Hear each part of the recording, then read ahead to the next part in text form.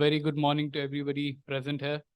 First of all, thank you for making this at a very early timing. To begin with, let me thank the US Department of States and US Consulate General Kolkata and the US Consulate General Mumbai for supporting us in this project, which is titled Defense News Conclave, Stories of US-India Defense and Security Partnership. Through this project, CUTS International is organizing a series of workshops, virtually and also in person. This is the third in-person workshop after Kolkata and Jaipur, and on the important subject of US-India defense and security for all the stakeholders. This includes journalists, storytellers, defense experts, defense industries, media professionals, and community leaders, among others. So I, Purushinder Singh, on behalf of CUTS International, welcome everyone to the Mumbai workshop of the series, Defense News Conclave project. Before we dive into the informative and fruitful discussion, just setting out some house announcements. Today's session will have two panels, and in the middle, we'll have a lunch break. One, I would encourage the members of the panel to keep their cameras on during the session, and also everybody to keep their phones on silent or flight mode.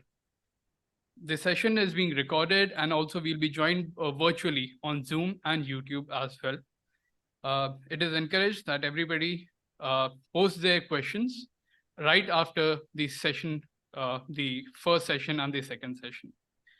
With this, I would request Greg Pardo, spokesperson, US Consulate General Mumbai, to deliver the welcome remarks.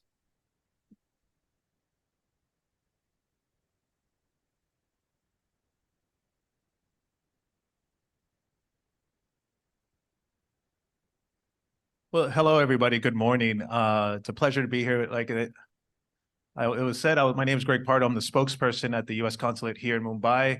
I know some of you from my time when I worked in Kolkata a few years ago, so it's nice to see familiar faces again. It's an honor to join CUTS International here again and welcoming you today as we continue the Defense News Conclave, stories of the U.S.-India Defense Partnership. And why are we doing this? That's the question that I was asking myself as well. And not in a cynical way, but in a skeptical way. It's like, okay, well, why is it that we're doing this? And it's because the relationship between the U.S. and India has continued to grow exponentially over the years, but especially during these past few years. And this past year, you see a lot of what has happened. Is not just what Ambassador Garcetti said yesterday at the ORF conference up in Delhi. It's not just statements, but deliverables that we're moving on. And so a lot of the skeptics and think tanks, whether it was here in India, in the United States, they're writing now, and a lot of these folks are my friends. They're like, oh, wow, this is a year where a lot has moved. And today's event comes at the heels of the recent 2+2 ministerial dialogue that occurred in Delhi between our two governments, where again, we continue to advance our cooperation on counterterrorism, human rights, science, technology, trade, and of course, our defense partnership. And the reason why we're doing this here, and my colleagues out at my old office are doing it at the U.S. Consulate General in Kolkata, is that so we can continue to tell this story. So we, as key stakeholders, whether you are in the military or retired from the military, or you're in the private sector, or in think tanks, or the media, we continue to see how this relationship grows and in what areas. And obviously my colleague at the U.S. Embassy will go more in depth into how the defense partnership has continued. But what is this for? Why is it that we're doing so much together? So one thing that Ambassador Garcetti said is not just co-production and cooperation on weapons, it's also on exercises, on things that can make, exercises that can make not only our two countries safer, but the region and the world. And more we see that the U.S. continues to look to India as a key partner. And it's the same thing from India looking to the United States, looking at us as a key partner. And this is a time where we should really take advantage of this momentum and build on this synergy that we have right now. And so this is why we are holding this, so we can, as key stakeholders, continue to work and discuss where are those key areas where a lot of movement has happened. Where are areas where we need to fill in the gaps? What are some other opportunities that we are not seeing that we can capitalize on in the next few years? And that's what we're looking to you at. And as a thinkers, as those who are looking at this with that 50,000-foot view is, okay, here are areas that our two countries can continue to work closely on. And as I mentioned earlier, we continue to cooperate closely on joint exercises, information sharing, logistics networks, and interoperability with our communication systems. And you see this and I'm sure that Admiral Baker will go into this, but you see this at the U.S.-India Industrial Cooperation Initiative, the U.S.-India Defense Acceleration Ecosystem, INDUS-X and IDEX and ISET. And one thing I do want to tell you is I was really happy to meet somebody right now from Deloitte, and I'm happy to see the private sector here, is that we also need to start looking at how do we incorporate universities into this. One thing that we've done in the United States over many decades is continue to work with universities in partnership with industries and our defense sector to develop new technology that we can use not only to protect our countries, but that benefits society. And so that's something that I really want to look at and encourage you to also look at as well. Just looking at it the most holistic way possible, because it's not only, it's until we start looking at it in that way that we can start making more advances wherever we can. And again, I cannot emphasize enough how important the relationship between the United States and India is. I've been working on India for the past 11 years. I've worked in Delhi, Kolkata, and I'm in Mumbai, starting from 2012 to now. A lot has changed. And in between there, we had some issues in 2013, 14. I won't mention what, but we overcame that because you saw how our two countries saw how important we are to each other, especially through our people-to-people ties. So please do capitalize on that. I encourage you to look at those aspects too and how you can incorporate the diasporas, people-to-people ties, academic partnerships into these efforts, because I know there's a lot that can be done in that sense. Anyway, I can sit here for hours to talk to you about how much I love the U.S.-India relationship, but there's somebody more important that can go more in depth into our relationship with the defense side, and that is Rear Admiral Michael Baker. He is our defense attaché at the U.S. Embassy in New Delhi, and he is joining us virtually right now. And off to you, Admiral. Thanks, Greg. Thank you very much. That's very, very kind and generous introduction. Good morning, everyone, and thank you for giving me the opportunity to engage with you this morning. I'm Rear Admiral Mike Baker. I am the senior defense official for the United States to India. And I thought I'd spend maybe 5 to 7 minutes with some prepared remarks to sort of frame the defense relationship, and then I should have some time for some questions. The U.S.-India defense partnership really is functioning at an all-time high. And moving ahead, I would describe us really operating along 3 lanes. The first is defense industrial cooperation. The second is what I call contemporary operational partnership. And then the third is future emerging domains for the defense partnership.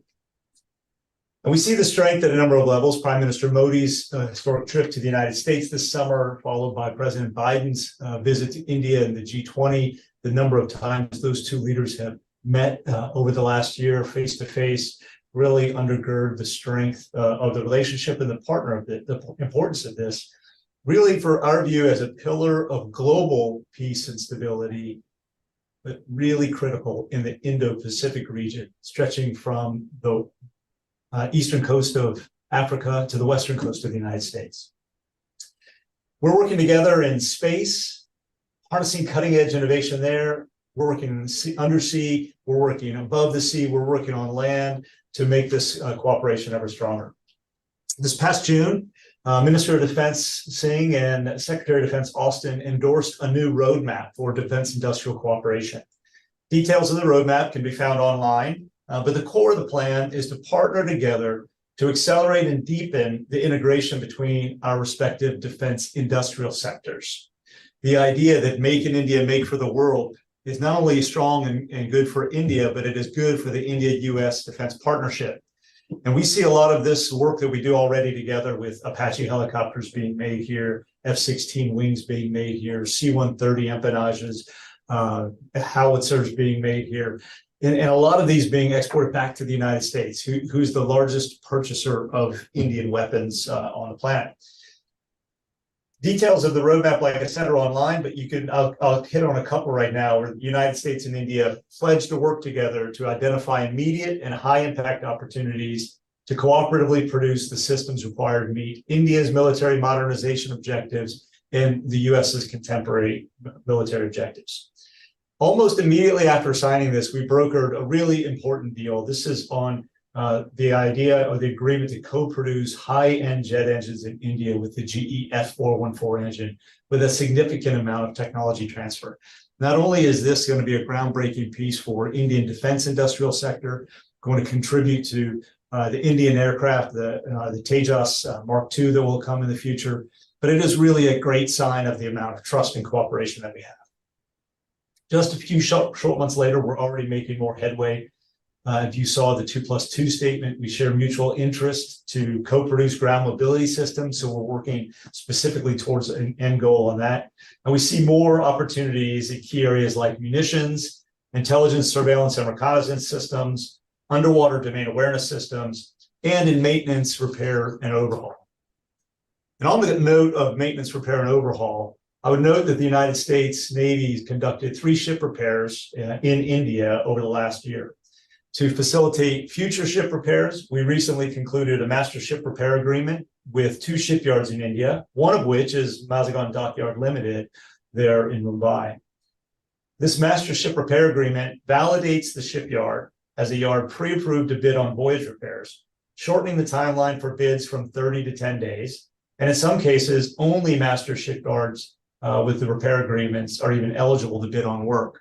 What we've seen from Indian shipyards is a high degree of professionalism, a high degree of a high level of work, really timely and cost-effective when we're operating in the region. So it's been a good win-win and something that India should be proud of, I think, for the quality and capacity of your shipyards. Our national leaders also initiated an important endeavor in 2022 called the Initiative for Critical and Emergency Technology that was already mentioned. Important to note, I think, that the National Security Advisors co-chair ISET, so it's got very high oversight on this, elevating its importance in the partnership. To help support ISET and as part of the Defense Industrial Cooperation Roadmap, the Indian Ministry of Defense and U.S. Department of Defense have launched the India-U.S. Defense Acceleration Ecosystem. That's a mouthful, but the common name we use is INDUSX. INDUSX is designed to help us expand the strategic technology partnership and defense industrial cooperation between our governments, businesses, and academic institutions by serving as an innovation bridge. India's Innovation for Defense Excellence, IDEX team, partners with the U.S. Defense Innovation Unit, or DIU, to connect Indian and U.S. defense startups, to connect academic institutions and labs, to encourage capital flows and funding for defense innovation, and to sponsor joint prize challenges. INDUSX was announced during Prime Minister Modi's visit to the United States this summer. But already, in really short amount of time, IDEX and DIU have announced 2 joint challenges focused on undersea and maritime capabilities. So the companies that come forward to earn or win those joint challenges will get some amount of funding to start prototyping on those. This will move very rapidly. I think that we're going to be probably in the early December timeline of determining who the winners are. So this INDUSX effort between IDEX and DIU, connecting startups, will move at the pace of startups and try to get ahead of what are oftentimes latent bureaucratic systems. Our operational cooperation, our contemporary operational cooperation, is also as strong as ever. The defense, and it complements the defense industrial collaboration. During the 2023 2+2, India announced that it's now a full member of the Combined Maritime Force, which is headquartered at U.S. Fifth Fleet in Bahrain. And we're standing up new Indian liaison positions in key commands to enable a seamless communication. You know, for the United States, as we look at the Indian Ocean, in our command structure, the Indo-Pacific Command has the bulk of activity in that, but the Central Command and even the Africa Command and the U.S. structure operate in space. So we're working with India to bring all 3 of those commands into communication and collaboration with India to make a more seamless effort across the Indian Ocean region. Our navies train and operate together almost continuously. We're in 10 naval exercises together every year, from Milan and Malabar to Sea Dragon and La Perouse. Some of those hosted by the United States, some hosted by India, some hosted by other countries like France in the case of La Perouse, and more. Our armies conduct a major exercise every year called UWS. We just concluded that in September in Alaska this year. And our special forces conduct annual exercises across all the services. Our air forces also conduct a major bilateral exercise called COPE India, which last year featured F-15s and B-1 bombers coming in from the United States. Exercising together increases familiarity and our ability to operate together to reassure allies and partners across the Indian Ocean region. It's a really important point that the United States and India are doing this together. We also do this independently, which reinforces each other's activities. Through all this exercising, we're also prepared to respond to crises, natural disasters, and we're able to counter malign activity together.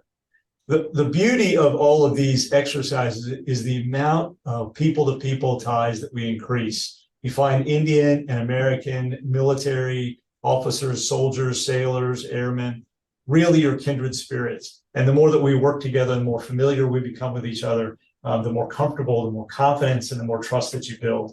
This is really a win-win, not only for the India and the United States, but for peace and stability across the Indian Ocean region. These partnerships that I talked about in the exercises, they stretch across the Indo-Pacific region as well. They start from Egypt in exercise Bright Star and move all the way out to Guam, and even sometimes into the Western United States and San Diego as the Indian Navy extends its reach. Right now, we aren't just focused on today's problems. We're also stepping up U.S.-India defense activities across multiple domains, from space to the undersea to cyber for the future. We're identifying new areas where we can work together to support each other's logistics needs. We're sharing ideas on space technology and AI, and we're working together to enhance cyber defense cooperation. It's no secret we face a challenging global security environment, and that's why we think it's important for the U.S.-India defense partnership to continue on this kind of positive trajectory. It's a reminder that we all have our part to play in advancing security and stability throughout the region and to the world, and we couldn't be happier with the direction that our defense partnership is going right now. With that, I will stop my prepared remarks and turn back over to the host. Thank you. Thank you for your second remarks, and a round loud applause, please. Thank you, Greg, for laying out the background of this partnership project. And we agree that India-US is at an all-time high partnership as of now. And thank you, Rear Admiral Baker, for your remarks. With this and moving forward, now I would like to request Vice Admiral Girish Luthra, former Flag Officer, Commanding-in-Chief, Western Naval Command, to please present his keynote address. And also in the audience, you would be given a survey form. I would request everybody to kindly fill it up, and the volunteers would be around to submit to them. Thank you. Good morning, everyone. Let me, at the outset, thank CUTS International, the US Embassy, and the US consulates in India for inviting me to this workshop. I like the title of this workshop, Delivery from Deliverables to Deliveries in the India-US Defense Cooperation, because that is really the key. And so I think the title captures a lot about what we need to discuss and for doing things depending upon where we currently stand. I will talk about this more as we go forward. The overall India-US relationship, not just the defense relationship, the overall relationship has evolved, as we all know, in significant ways. It has become very broad-based, multi-sectoral, and multi-domain cooperation. It wasn't so 20, 30 years ago. It is today referred to as the Comprehensive Global Strategic Partnership, one of its kind. And it continues to deepen at a very rapid pace. Now, defense and security cooperation is central to the overall Indo-US relationship and partnership. And I would suggest that in the last 2 decades or so, particularly, it has not just been central, it has been actually a big enabler of developing cooperation in many other sectors. And the defense and security relationship between US and India, I would like to look at it from 3 specific areas. Call it pillars or areas or domains.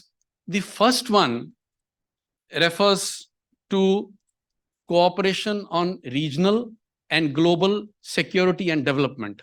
I would like to club security with development because that is how it is moving at present. Because security and development, whether it is Sagar or the broader approach of India and US, is to link security and development and not look at security purely, exclusively from the security focus, even with the expanded view of security itself, which includes, non-traditional threats and the broader sense of security. But security and development being looked together by India and the US, and therefore at the regional level and at the global level, this is one lens through which we look at this cooperation. And the examples are cooperation in the Indo-Pacific. In fact, this cooperation has been central to evolving the concept of the Indo-Pacific, or to recognize not just the 2 of us, that is India and the US, but many other countries, for them to recognize that the Indo-Pacific is a coherent strategic space. It wasn't so in 2016. Indo-Pacific as a term and as a region, as a strategic space did not exist before 2016. But today it is accepted as a coherent strategic space, and to a large extent, this partnership has been responsible for delivering that.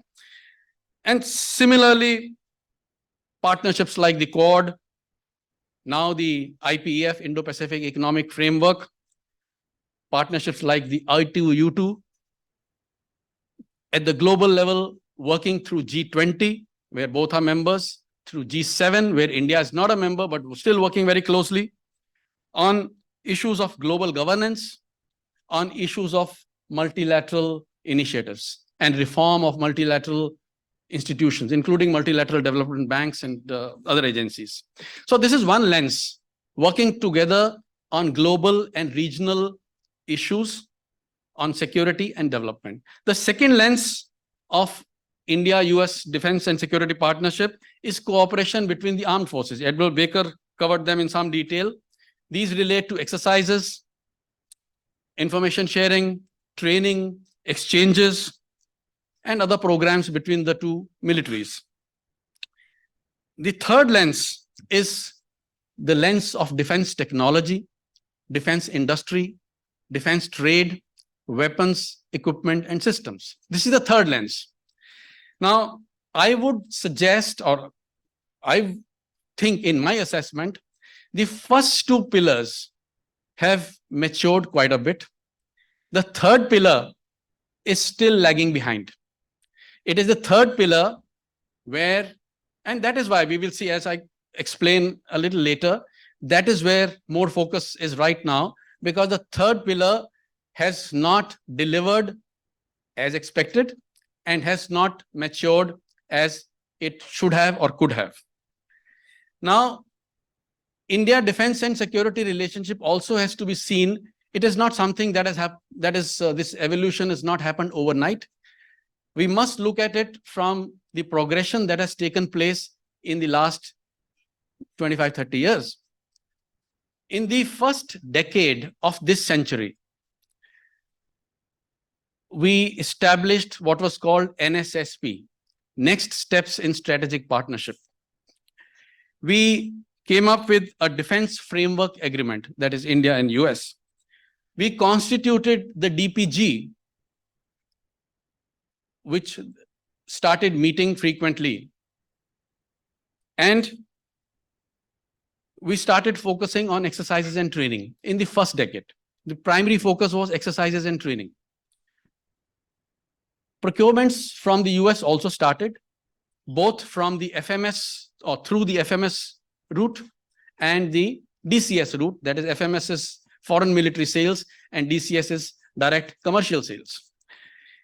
In the second decade of this century, we came up with a joint declaration on defense cooperation. An important step that was taken was to launch the DTTI, Defense Trade and Technology Initiative. And it was during DTTI, I was fortunate to be part of the first delegation, a high-level delegation that visited Washington to discuss the DTTI. And the DTTI, and it was during DTTI, the first meeting, that we from our side raised the issue of co-development and co-production. So it is about 10 years ago that this issue was raised. In 2015, we came up with the framework for US-India defense relations. 2016, the US designated India as major defense partner. We also had the foundational agreements, and these are important. They took years of effort from both sides. A lot of effort went into signing the 3 foundational agreements. The LIMOA was signed in 2016, that is Logistics Exchange Memorandum of Agreement. The COMCASA, the Communication Compatibility and Security Agreement, was signed in 2018.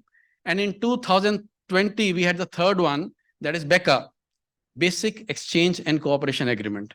Now, these 3 agreements, I will not go into the details of these agreements now because of paucity of time, but they are important in taking the partnership both at the field level and at the technology level in a variety of ways. We also established the 2+2 dialogue in 2018, which another round happened just about 10 days ago. Procurements picked up from the US, once again, both through the DCS and from the FMS routes. But once again, let me point out, the DTTI did not progress as anticipated. We did not make much progress, and it is no secret that we did not make much progress. India and US did not make much progress under the DTTI for a variety of reasons. Now, having looked at the second decade, let me talk a little bit about the recent times. In the last 2 to 3 years, what has been happening? Firstly, we need to recognize that in the last 2 to 3 years, there is a strong commitment and willingness on both sides at the political level to transform the defense and security relationship significantly. Now, this is evident, very clear, because even in Prime Minister Modi's visit to the US, defense and security partnership was up and front and center. And in this visit, a major fillip was sought to be provided during the Prime Minister's visit. A mention was made about ISET, Initiative on Critical and Emerging Technologies. This was announced in May 22 and was launched in Jan 23. Why was ISET announced? Why did we come up with ISET? One of the reasons was that the progress under DTTI was inadequate. Simply because the ecosystem for making progress under DTTI did not exist. The overarching framework, the umbrella framework for technology and industrial cooperation was not in place. And that is why ISET was conceptualized. And ISET got formed. And by the way, ISET is not just in defense sector. It covers both the commercial sector as well as the defense sector. And it includes areas, it has mentioned areas like AI, areas like quantum computing, areas like space, telecom, and semiconductors. It was also, ISET was also linked to strategic trade. And we will hear more about it as we talk about STA1, etc., in the subsequent discussions. And under the overarching umbrella of ISET, it was agreed to develop a roadmap for cooperation in defense industrial area or defense industrial cooperation. And accordingly, the roadmap for defense industrial cooperation, US-India defense industrial cooperation, was then finalized and announced in June this year. This roadmap includes certain principles and certain priorities. Now, the principles again are to get the right ecosystem and right environment in place. And what are these principles? They talk about changes in policies in India as well as the US, the changes in the regulatory framework that are necessary, the changes in the FDI structure, the changes in export controls on both that are needed, and the changes required for technology transfers. It also, the principles talk about promoting business to business contacts, B2B connections, and it includes promoting Indian defense industry's participation in the global supply chains. As far as priorities under the industrial roadmap are concerned, the priorities include ISR, UDA, which is underwater domain awareness, air combat support and aero engines, munitions, and mobility. During the Prime Minister's visit, MOU was signed between HAL and GE for the F414 engines, which was aligned with this roadmap because of transfer of technology, higher content of transfer of technology, and setting up a production facility in India for these engines, which will power the LCA Mark II and the first two squadrons of the AMCA aircraft. During the visit, Prime Minister visit, there was also an announcement for, as you know, of the 31 MQ-9B drones. While this procurement is going to take place through the FMS route, and the LOR has been submitted from the Indian side, the letter of request. But once again, this was sought to be aligned with the roadmap by announcing that assembly of specified number of these drones will take place in India, and that India will be made global hub for MRO for these drones. Also, the roadmap stated that in 2024, just after 1 year, the roadmap will be revised. So next year, the roadmap will get updated based on the lessons that we learn in the first 1 year of operation of this roadmap. Now, a mention was made about Indus X in the morning before me. The Indus X idea was also conceptualized as part of the roadmap. Now, let's keep in mind that the roadmap emerged from ISET and Indus X emerged from the roadmap. And that is why this sequence is important to keep in mind. It was conceptualized in the roadmap. It was launched again in June 23 during Prime Minister's visit, intended to connect the two innovation ecosystems, defense innovation ecosystems in India and the US, that is IDEX in India and DIU in the US. And since then, since its launch in June, in the last 5 months, what has been done? We've had a senior advisory group that has been put in place.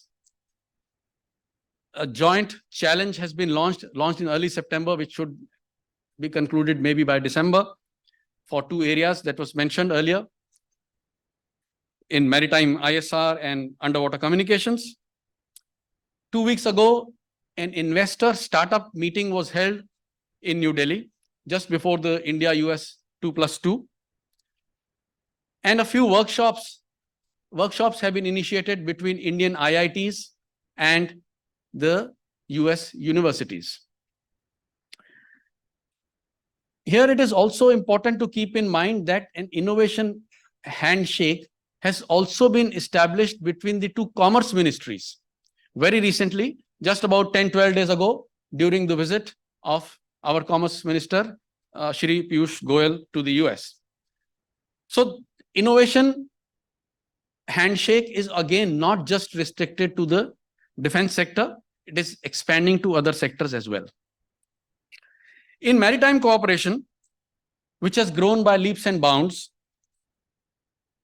and currently the focus continues to be on expanding interoperability and on maritime domain awareness, in addition to many other areas. And very recently, India has become full member of the Bahrain-based CMF, that is Coalition of Maritime Forces. In the space sector, collaboration has been stepped up significantly. India joined the Artemis Accords in June this year. NASA and ISRO are working together on multiple fronts.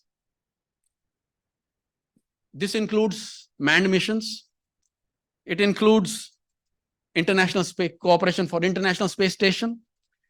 And it includes NISAR satellite, which is NASA ISRO Synthetic Aperture Radar satellite, which is expected to be launched in 2024.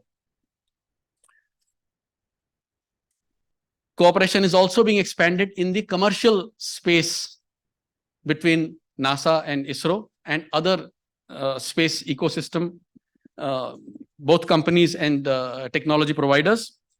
And for the first time, the US Space Force, first time in the history of the US Space Force,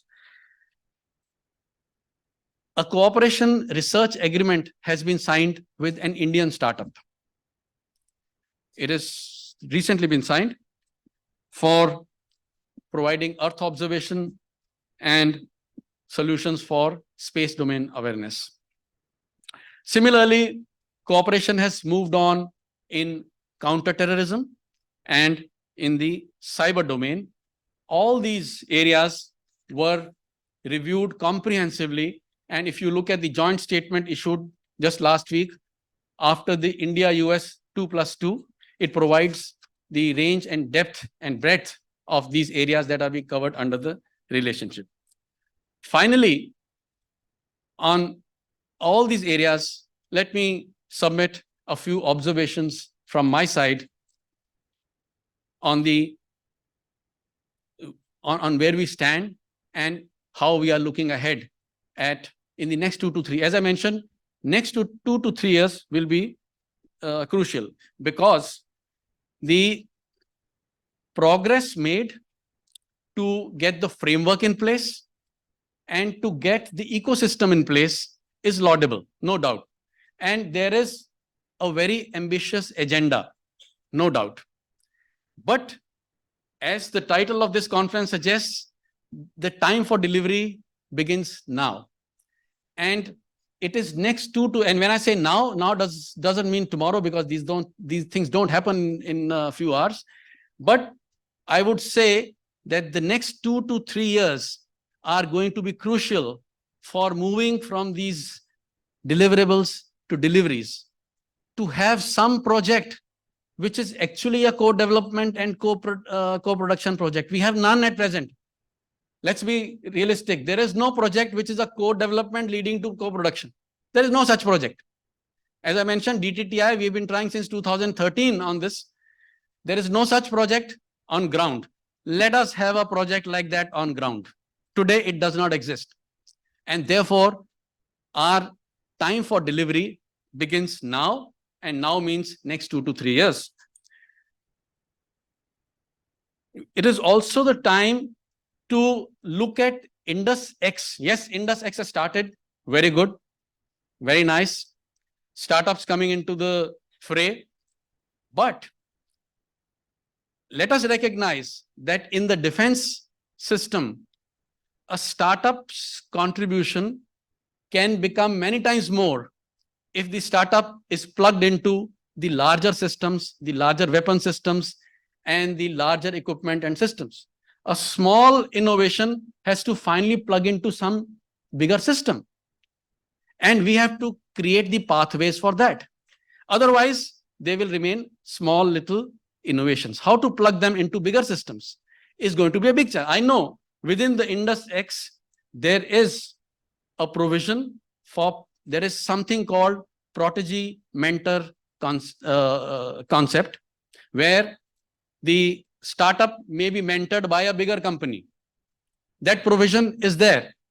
But we need to go beyond mentoring. As I said, the startup innovations have to be plugged into larger systems, and these innovations have to lead to some useful products for the armed forces. These innovations are not, these innovations by themselves are good, but finally they have to lead to some useful product for the armed forces, whether it is a weapon, equipment, or sensors. And therefore, taking the startup innovation forward will be a major challenge again in the next 2 to 3 years. And that will relate to the same subject, which is the theme of this conference, that is deliverables to deliveries. And in doing so, we will need to address the challenges of design, particularly joint design. We haven't done again a joint design, India and the US. We have not designed anything together. A joint design, joint development, joint production. Intellectual property will need to be addressed. Because companies will have many issues related to intellectual property. We will need to address issues related to quality standards on either side. We will need to address issues related to exports once an item is co-produced. In co-production, the export issues will need to be addressed carefully, because how much is the authorization to export and how much is the clearance, and what are the checks and balances that need to be put in place to export to a third country. That is something, again, not clear. And without that clarity, this process will continue to not move forward as rapidly as we want it to. The involvement of the Indian private sector will need to be stepped up under the roadmap for defense industrial cooperation. Now, as we all know, the Indian defense, in the defense domain, the Indian private sector is not very old, unlike the US. It is not so well established, unlike the US. But it has to be plugged into the overall roadmap. And the roadmap, in my opinion, should not be only exclusive to the public sector in India. G engine is with public sector. We would like to see private sector involvement going forward in some of the projects related to the roadmap for industrial cooperation.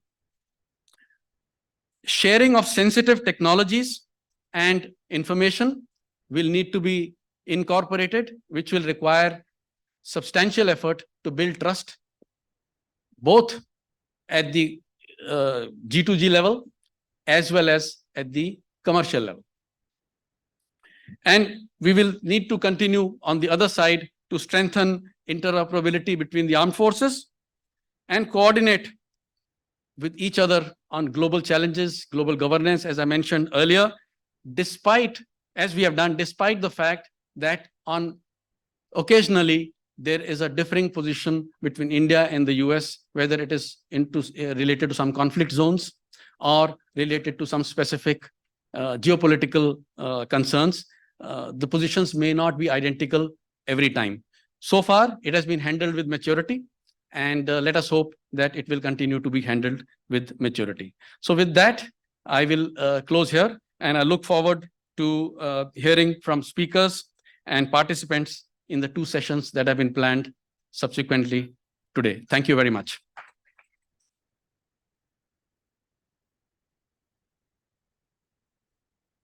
Thank you, Rear Admiral Luthra. for your in-depth analysis and background to this workshop. Before we dive into the fruitful panel discussion, we are still joined by Rear Admiral Baker here, and it's an opportunity for everyone here to ask questions. So Rear Admiral Baker, if you can hear us, we'll pick up 2-3 questions, and then it's over to you. Okay. Sir. Thank you, Admiral Baker, for a very wonderful exposition early on in the morning. I just wish to draw your, attention and wish to listen to you on the fact that the urgency with which the threats are coming onto us, and when I say us, I mean India, and our partnership, I include the United States and several other countries that we are friendly with. The urgency of the threats are a lot faster than the way we are evolving our relationship. Indus, of course, wonderful initiative. By the time they start delivering, it's a long way off. So what are we doing to bring a higher, acceleration, if you will, into the relationship so that we are better prepared to face the threats that we jointly face? Thank you. Thank you. What was your name? Sorry, could you just say your name and affiliation? I'm Lieutenant General Saha, and just for record's sake, an alumni of the U.S. Army War College, 2009. Thank you. Thank you, General. Ma'am out there, could you please pass the mic? Thank you, Puru, and thanks a lot for your very wonderful opening remarks. I'm Professor Vijay Lakshmi. I head Geopolitics and International Relations Department at Manipal University. Also I'm a professor of US Studies for many years. So I want to draw your attention really to, as a person who's been observing the ups and downs of Indo-US relationship for the past 30 odd years, it's indeed a great moment for all of us who were well-wishers of this, positive trajectory of Indo-US relationship, because we think it's a critical and defining partnership of 21st century.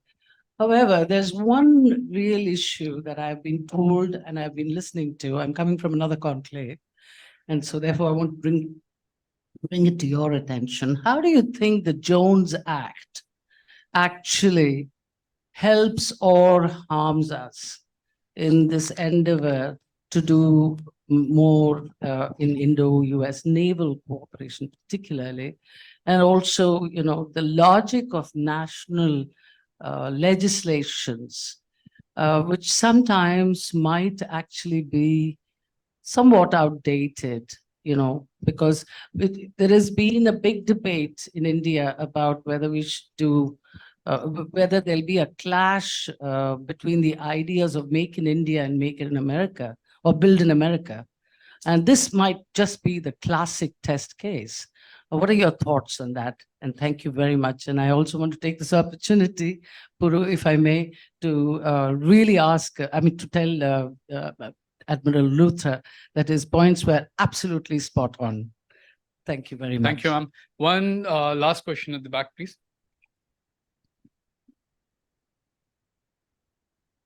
Good morning, Admiral. My name is Shashwat Gupta Ray. I am a journalist from Goa. My question to you is that more and more we see the nature of warfare is changing from more conventional to unconventional warfare, where the non-state actors are at play. We have seen what happened with Israel as far as Hamas is concerned, and we have been facing this for long. So all our defense cooperation, all technology, we talk about warships and carriers and the big weapon systems, weapon platforms. But how do you see US-India cooperation in tackling the non-conventional threats that is coming from the sea route and the air, and all of whether the drone attacks or from the sea or from the land, from the insurgents that we are talking about? So what do you think we can do? Because they are non-state actors, not controlled by anybody, and arrive through porous borders. So be it surveillance, be it securing the borders and taking them on before they come to our shores. So how do you think Indo-US cooperation can be a a bigger play in terms of tackling the threat from the non-conventional warfare? Thank you. Rear Admiral, because up to you now. Over to you. Thank you very much. And I see there's one hand from Manda Ransing that's online. I'm happy to take that question too, and then I can wrap up, and I'll have to keep going after that.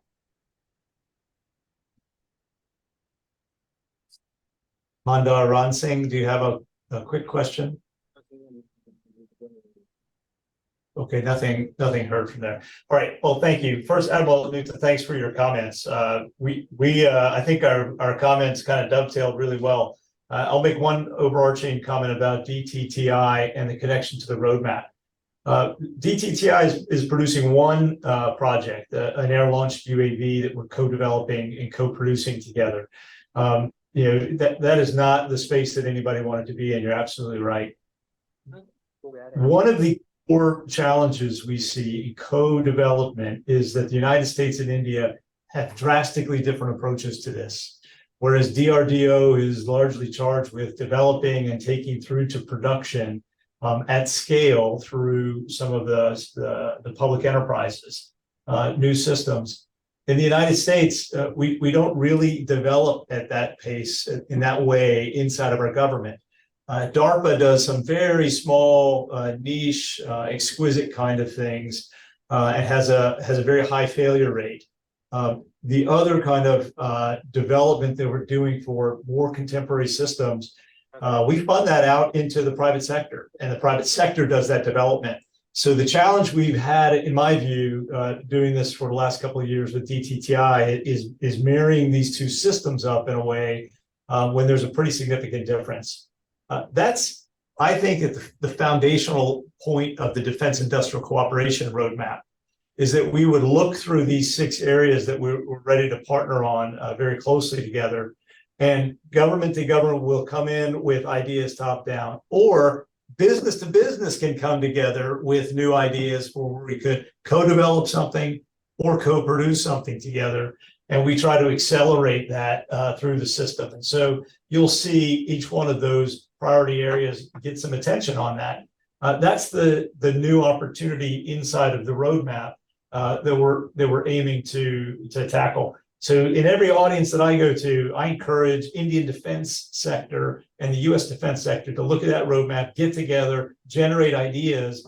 And then what my job becomes is to help get over the regulatory hurdles, help get into the technology transfer, because those 6 areas have very high level attention in our countries. So just to put an emphasis on that, otherwise I think that the outline, the great remarks from Admiral Nuta, I agree with really to a high degree. For the first question from Lieutenant General Sada, thanks, sir, and thanks for fostering the people-to-people relationships here between India and the United States. You're right that urgency of threats moves faster than delivery. That is the key point of the INDEX element of this. IDEX and DIU have the ability to move more quickly through production or development of new capabilities and development of new, production of new capabilities, because they're working outside of a staid bureaucratic process, and because they're working predominantly with university research labs and startups that can move on these ideas quickly.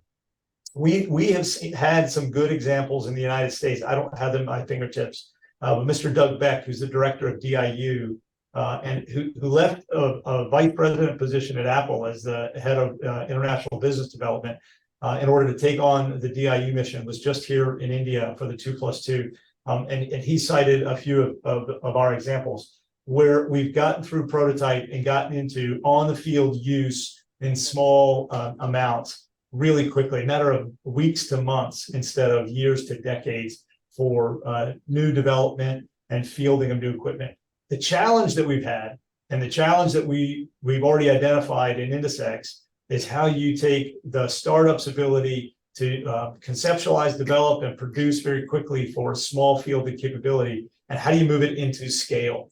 And how do you scale it then quickly enough that it gets into the system in a relevant way? That could be through some of the other bigger defense partners, defense companies. But there are some ways that we're working through to scale the startup piece, because that kind of speed for that is what's really important. That's why we had an investor summit a couple of weeks ago, or investor meeting a couple of weeks ago, right before the 2+2. But you're absolutely correct to identify that urgency of threats often moves faster than delivery of weapon systems. For Ms. Lakshmi, on your question of the Jones Act, you've really zeroed in on one of the things that's a challenge for the U.S. in some ways. Yes, the Jones Act restricts the United States Navy to purchasing warships that are made in America. It also goes into interstate commerce of shipping, that ships sailing from, let's say, Los Angeles to Seattle must be made in America. It's an old law. I'm not in a position to question the validity, the value of the jurisprudence of that law, but it's a fact. And so it does limit us on being able to build ships for the U.S. Navy together. It doesn't limit us in the ability to build ships for other countries together and to combine our know-how in some of that way. So there's ways that we could do that on the shipping side. But the fact of the matter is that the Jones Act does constrain our ability to partner on warships for American use. For Mr. Ray, Shashwat Gupta Ray, your question about non-state actors and how to tackle those will be a never-ending question, as non-state actors will continue to evolve, and states will have to do so as well. Here's a couple things that I think are key elements, though. The first is a good continuous sharing of information, and that happens in a number of ways. One, from the various information sensors that both our countries operate, and the information sharing that we're able to do, making sure that we're keeping that on a continuous basis so we're all staying ahead of the threats. The second is the information line that you get from operating together. So India, now being a full member of the Combined Maritime Force, is going to open to India even more opportunities, more pipes for information of what's coming, at least through the maritime space in this region. I think that that's going to be incrementally helpful for India. And that back and forth that we'll get, what we'll learn from India, as India is also really the largest Navy operating in the Indian Ocean, will be a win-win. The second stream after information is the defensive systems that you really put in place. And what we're seeing right now is the innovation has moved at a pretty good pace on the information, on maritime domain awareness, a little bit of the undersea domain awareness, through the unmanned realm. In Fifth Fleet, the U.S. Fifth Fleet out of Bahrain, Task Force 59 is a newly established task force, and maybe 2 years old, and it is a completely unmanned task force. And through that, we've been able to really rapidly field unmanned systems for surveillance across that operating space in a very quick amount of time. And it has been able to replace, from an awareness standpoint, regular U.S. Navy or Coast Guard shipping. But from the defensive standpoint, we're not as quick in the unmanned space, and we've not been as quick in bringing the defense startup piece into the ecosystem. So I think that's an area that we have to kind of continue to focus on. This is really kind of fundamentally counter drone technology, whether the drone is airborne or on sea or even under the sea. So those will be key areas to work as well. So that information understanding, information, I say first is domain awareness. Second is into domain understanding. Third is then into domain decision-making. And that's got to then tie into a domain defensive system that can do something about it. And so those will be continuous challenges as those terrorist organizations and criminal organizations are able to operate outside the bounds of the rules-based international order. So thank you for your time and for inviting me again today. Thanks for taking time out of your busy schedules to do this with our partners there in Mumbai. I appreciate the smart questions, and I wish I could spend more time with you and be there in person. If we schedule this again in the future, I'll do everything I can to be there with you face to face. Thank you all. Thank you very much for answering those questions and being here with us today. All right, with this, the stage is almost set. And now we'll start up with our first session, that is on US-India cooperation in next level warfare. With this, I would like to call upon the podium our chair and moderator, Rahisha Sehgal, anchor VION News, and also the other panelists, Lieutenant General Subrata Saha, former Deputy Chief of Army Staff, Lieutenant General Sanjay Verma, former Director General Weapons and Equipment, Ministry of Defense and Consultant DRDO, Alaric Deniz, Partner Aerospace and Defense, Deloitte, India, and lastly, Sandhya Sharma, Editor, Technology and Foreign Policy, Economic Times Prime. Over to you. A very good morning, ladies and gentlemen. At the outside, let me extend a very warm welcome to our esteemed set of panelists who are present with us today. In the course of next 80 minutes or so, we will delve into the growing India-US ties, practically in all fields. But today, our focus will be the defense ties, which has assumed utmost importance, especially at the backdrop of hybrid warfare, which is an emerging global challenge with military and non-military elements. I would also take a few steps back and try to explain what exactly is hybrid warfare. While there is no universal definition of the term hybrid warfare or hybrid conflict, it does refer to various methods of and tools of warfare for optimal gain in a scenario of conflict, especially with changing geopolitical landscapes that we are witnessing today, the ongoing Ukraine-Russia war, the current Israel-Hamas war, China's growing assertiveness in the Indo-Pacific region. In such a landscape and complex backdrop, there is a growing need for India to hone and fine-tune its hybrid warfare capabilities. While India is not a part of any major military alliance, it does have a very close strategic and military relationship with most of the major global powers in the world, and one of them being the United States of America. In the past an hour or so, we did discuss growing ties between New Delhi and Washington, D.C. And today, I would just like to reiterate the same fact that India and US are working together in various sectors, name some: space, seas, scientific disciplines, people-to-people ties, semiconductors, startups, tech, and even trade. However, it is a defense cooperation that has gained a position of centrality when it comes to ties between India and the United States of America. Now, all these diplomatic partnerships that we have been talking about here at the conference today, they are the building blocks in a strong and robust partnership between India and the US. Ladies and gentlemen, I would also like to take this moment to highlight our Honorable Prime Minister, Narendra Modi ji's remarkable United States visit, which has promised to be a harbinger in a major transformative defense ties between New Delhi and Washington, D.C. On that note, I would now like to commence the first panel discussion for today's workshop on US-India cooperation in next level warfare. And to discuss this, I'm joined by an esteemed set of panelists. Lieutenant General Subrata Saha, former Deputy Chief of Army Staff. Can we have a round of applause for Lieutenant General Saha? We also have with us Lieutenant General Sanjay Verma, former Director General Weapons and Equipment, Ministry of Defense and Consultant, DRDO. A round of applause for Lieutenant General Verma, ladies and gentlemen. Alaric Deniz, a partner in Aerospace Defense, Deloitte, India.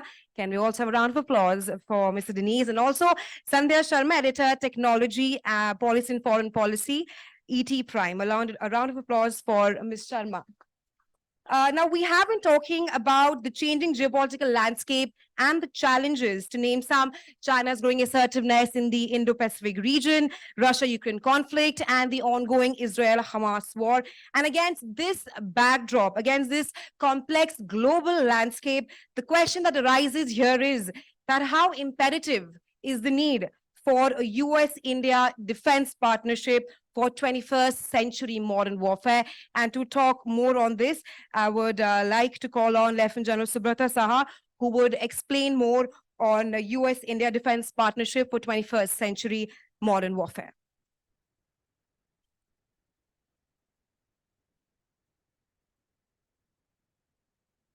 Would just get the PowerPoint on, please. I promise you not too many slides. A very good morning to you all, ladies and gentlemen. Thank you, Chair. Thank you, Cuts.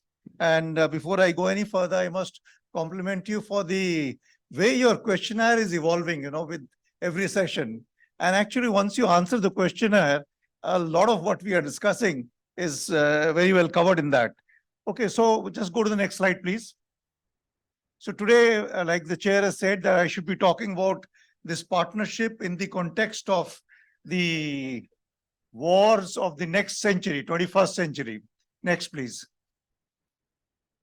Are we stuck? Okay. Yeah, thank you. This is good enough. See, I invariably show this slide to tell you how this relationship has built up with its ups and downs.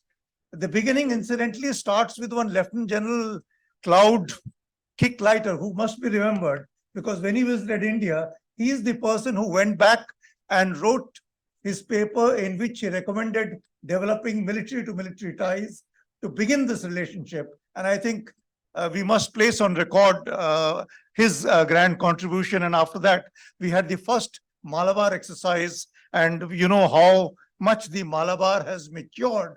And frankly, that has been literally like the cornerstone on which the relationship mill to mill has been built up.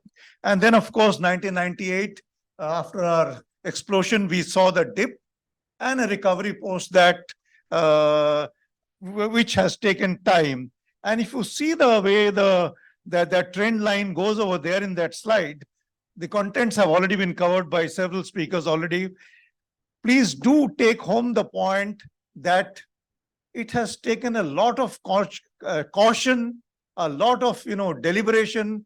In a very deliberate manner, this whole business has evolved. But honestly, and that was my question to the Admiral, given the kind of threats that are evolving, do we have the luxury anymore to be as deliberate as we have been in the past? And I think that is a fundamental point that we should all be addressing. So with that, I would now, come on to the future warfare that we are talking about.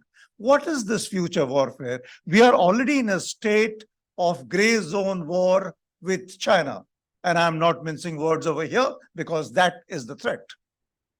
And if we are in this gray zone war with China, where we have a nexus between China and Pakistan, we have a submarine base coming up in Bangladesh, we have a submarine base coming up in Myanmar, and we have a new government in Maldives, which in its first engagement with a minister from India has asked for withdrawal of military forces. Obviously, behind all this, we can quite, gauge what forces are at play. So if that is the gray zone that we are already dealing with, if that is the kind of evolving threat that we are witnessing, where are we heading into the future? We are almost on the brink of what I would call the beginnings of non-contact war. And what is this non-contact war all about? As you see it unfolding, what is it that we must be prepared, and how this partnership is important, is we should be prepared for our space assets getting threatened. Whether with a view to decapacitate, destroy, is a different matter, but definitely they will be threatened. And if they are going to be threatened, what can we expect as the effects of that threat on our communications, on our command and control, on our intelligence, on our surveillance, on the utilization of our sensors, as well as the weapon systems? Moving on to cyber. If you look at 2022 itself, you get a very clear sense of the kind of cyber threats that India faces and which are out in the open source. What is not in the open source, obviously, is a greater dimension. And I would imagine the same applies to the US. Sometime last year, we saw how the subsea cables of Taiwan were being cut. Imagine the extensive network of subsea cables that India has, and the importance of that with its connectivity with the rest of the world. If that is a looming threat, how are we prepared? How are we dealing with it? Can India deal with it alone? Can the US deal with it alone? The answer is no. A lot of like-minded countries have to come together to be dealing with threats that are emerging now. Moving on further from this, look at the speed with which autonomous systems are being developed, and not only developed, being paraded by the People's Republic of China every year. Isn't it giving you enough indications which way they are preparing for a future war? Can any country take on threats of this nature going into the future? We are talking about, information war, psychological war, propaganda. We are seeing influence war. We are seeing electoral war. I think all of us are reading newspapers the way the Canadian elections are being manipulated by China. So all kinds of vested interests, all kinds of cracks in the socio-cultural, political fabric of any country, those cracks are being identified and threatened. Can any country deal with these threats alone? The answer is no. So therefore, the importance of this relationship, and therefore, there has to be a sense of urgency in what we are doing. We cannot afford to be so deliberate as we are going. It is time to trust, and it is time to leverage on the trust to get much higher deliveries than what we have got until now. I'm quite conscious of the fact that I'm almost at the last 30 seconds of my first 6 minutes, Chair, if I'm not mistaken. So let me close by saying, ladies and gentlemen, we are going into an era where we are going to witness maneuvering of technologies over maneuvering of forces as we are used to in the past. If that is the future that we are heading towards, my sense is we require much deeper and much stronger, much more comprehensive partnership with like-minded nations. And the second point which I would like to leave, as I spoke about gray zone warfare, transitioning into non-contact warfare, if ever there is a contact war, that non-contact war will be crippling enough. And to quote Warren Buffett, he once said during the 2008 crisis that there are many weapons of mass destruction today. Weapons of mass destruction are not applicable only to nuclear weapons. They are applicable as much to financial weapons. They are applicable as much to other fields. So the point which I'm trying to make in this transition from gray zone to non-contact war, we are seeing an explosion of innovation, of technology to see how to cripple other nations. So therefore, the importance of partnership. And on that note, I will stop and wait for my turn in the second round to talk on hybrid warfare. Thank you, Chair. Thank you, ladies and gentlemen. Thank you, Lieutenant General Saha, on touching upon the need for a strong India-US ties, next level warfare. You did speak of how a robust partnership at a time between New Delhi and Washington at a time when the world is undergoing significant transition, witnessing power shifts, especially in who acquires the latest technology. That was what you covered in the last 30 seconds of your speech there, and technology at a time as to who shapes the use in both civilian and military purposes. And in recent months, we have seen how India and the US, they're working towards cooperation and collaboration to shape a future influenced by technology. On that note, I would request Lieutenant General Sanjay Verma to shed some light on US-India technology partnership, which spans from cyber to space. Thank you, Raisha. Thank you very much. Good morning, friends. Good morning, everybody. Thank you for the opportunity, Cuts, and the US Consulate. A privilege to be here, participating from my guru to my chelas, because General Subrata Sah happens to be my guru, and my chelas, some students who have taught, are here with Cuts, and of course, all the people from different backgrounds. At the outset, let me thank, in fact, Admiral Luthra, sir. You, in fact, covered everything what perhaps we together would be trying to cover as far as the ISET, the emergence of the relationship has been seeing through the first DTI and to what is happening now. So you gave a very comprehensive insight. In the few minutes, what we have now, what Raisha has spelled out for me and this thing, we talk about cyber and space. And then later, I dwell upon ISET. Like I said, Admiral Luthra has covered a lot on all these. I will definitely touch upon cyber and space. But let me start by saying that in geopolitics or as nations emerge, the way events turn, you don't have much control on them. We've seen in the past the Russia-Ukraine, what is happening on 7th of October, Israel-Hamas.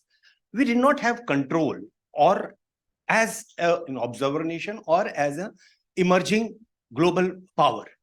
But the decisions you take because of these happenings are driven by your own requirements and how you face these challenges. A decision we took when we gained independence, that we will be non-aligned and we will be going the way to be self-sufficient. Yes, we got the DRDO, the PSUs, all the infrastructure coming up. And then again, because of certain events in this last decade, we again respelt our requirement of being Atmanirbhar and doing the way things we should be doing on our own. Now, but at this juncture, what happens is you take these decisions, but you have to collaborate with the world over. At that point of time, when we took a decision, we did not have very many partners, or we were not on a firm standing. Today, India is not the India of 47 and past. Today, we have a strong technical foundation, industrial base, and a power of youth, which can actually transform our nation into where we dream to be. So if that be the case, what in fact Vandana wrote yesterday, that the growing compulsion of US and India coming together is the challenge of the Chinese aggression and a free and fair Indo-Pacific. With these two compulsions and what General Subrata Saha said, that time is not there with us. We have to race. Before I come to cyber and space, I would like to just dwell upon, because as an august audience out here, we have to realize that what was going wrong. I'm slightly jumping into my talk as to what we should be doing, but I'm tempted to say that when he said that DTTI and ISET, DTTI did not produce the results which it was perhaps designed to be. Yes, he's right. Now, will ISET do it? ISET is a framework. It's not a deal. But the framework is all encompassing. The change what we are seeing, that it is a whole of nation approach, like we talk about within our country. So from the US side also, it's a whole of nation approach, talking with the students, academia, industry, defense, commerce, and you have all. So there is a possibility, and the way things are happening, he mentioned the innovation handshake.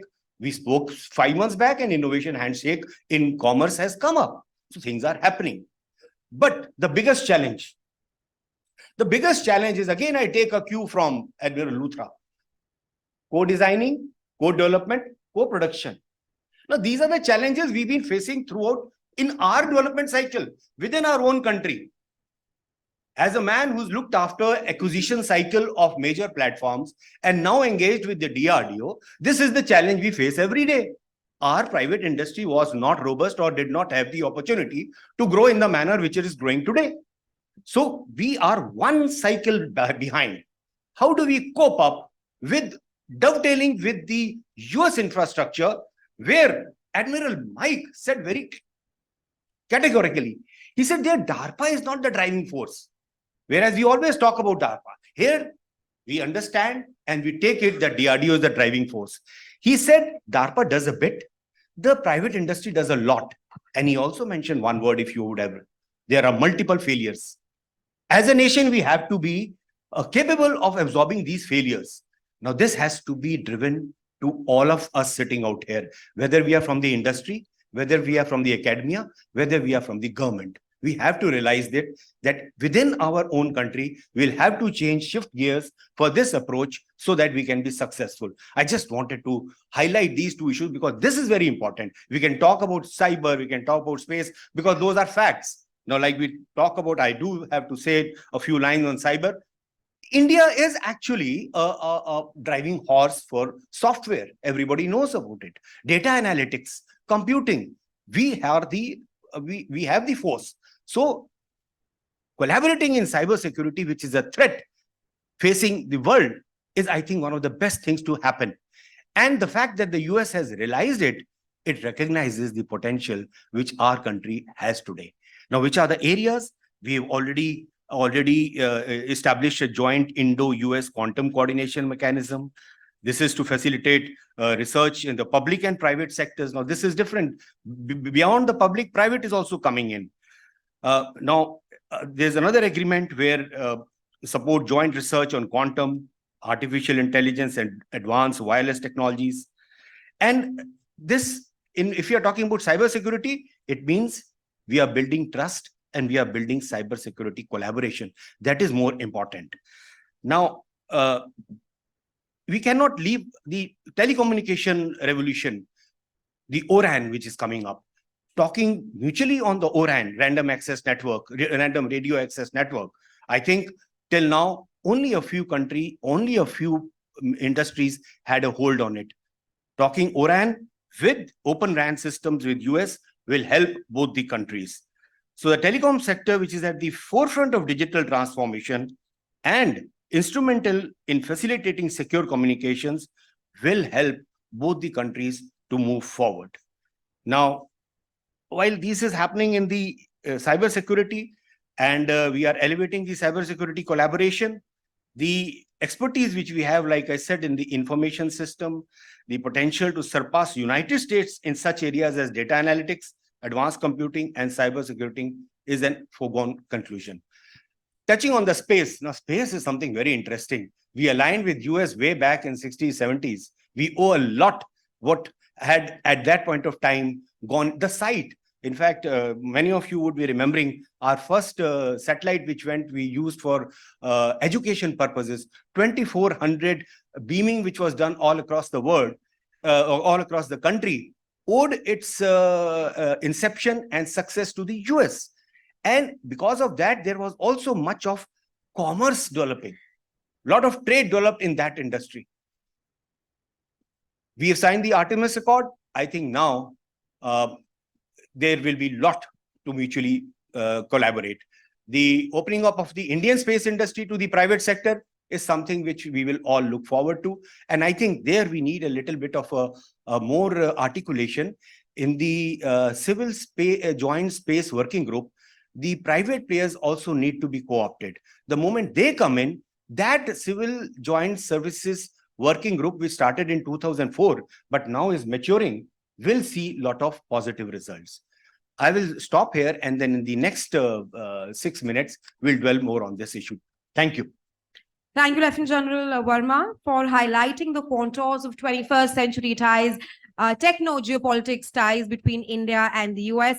Now, with both the countries also issuing a statement earlier this year on how both India and the US will go forward in greater technology sharing, co-development and co-production opportunities between both the countries. This, the points that Lieutenant General Verma made there, this has been hailed as the creation of a new technology bridge that will indeed reshape relations between both the countries, especially with the historic India-US deal on jet engine tech transfer. It is indeed rare that we see a country share its technology with another, and it's just a testament of growing ties between India and the United States of America. To talk more on this, we have with us Mr. Alric Deniz, who will give us a sense of the roadmap ahead for India and US relations when it comes to co-producing and developing newer technologies in the future. Thank you, Chair. Thank you, Kutz. Good afternoon, I think, ladies and gentlemen. It's indeed a pleasure to be here and to hear the esteemed speakers share their thoughts about Indo-US development and collaboration, especially with aerospace and defense. I'm a partner with Deloitte, and I have focused on aerospace defense ever since Make in India happened. And it's been an interesting journey to see how Indian industry has developed, has catered to the requirements of India. And largely, I mean, this is something that probably, unless we are interacting with industry, we really don't realize how deeply entrenched our Indian MSMEs, SMEs in certain sectors, in certain specific products are ingrained into the global supply chain, supplying to global OEMs. It's extremely interesting. I mean, from understanding this space, from 5 years ago, 6 years ago, where this was a very nascent space where Indian industries, SMEs, MSMEs were sort of catering to DPSUs because that was their feeder. right? That's how they developed.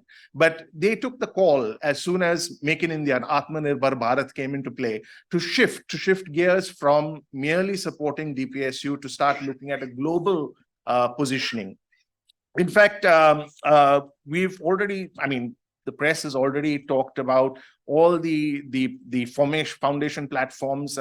In fact, Admiral spoke about the platforms that are available, the policy shifts, the developments that are supporting co-development, co-production. In fact, we reciprocated that in our policies in 2017 when the last DPP actually included co-production and strategic partnerships, which now is a mainstay of the DAP 2020, right? Today, we focus on IDDM. Today, we've sort of restricted the offset clauses within the programs. The thresholds are so high that without actually manufacturing and co-developing in India or manufacturing in India, it would be quite impossible to gain those offset claims. So fundamentally, the Indian ecosystem is changing. Policy is driving this. And this policy is not only to develop and drive Indian manufacturing, but also to develop, co-produce. Now, when I say that, essentially, how are we looking at that? I think our production, I mean, our defense procurement system should be looked at in 5 tenets. One is our self-reliance, focus on self-reliance and collaboration. We do understand now that we need to collaborate to jump the learning curve. We cannot do it from first principles. And to do this, we've set up the DAP. We've also initiated the PLI, the positive PIL, the positive indigenization list, where there is a substantial number of products, platforms, components, almost 4,600, 411 military parts, and close to 1,400 odd components, platforms, subcomponents, sub-assemblies, etc., which are included in those lists. This means that we are looking to see how we can co-develop and co-produce, because if these are all going to be banned over the next 5 years, right, we have to start from design.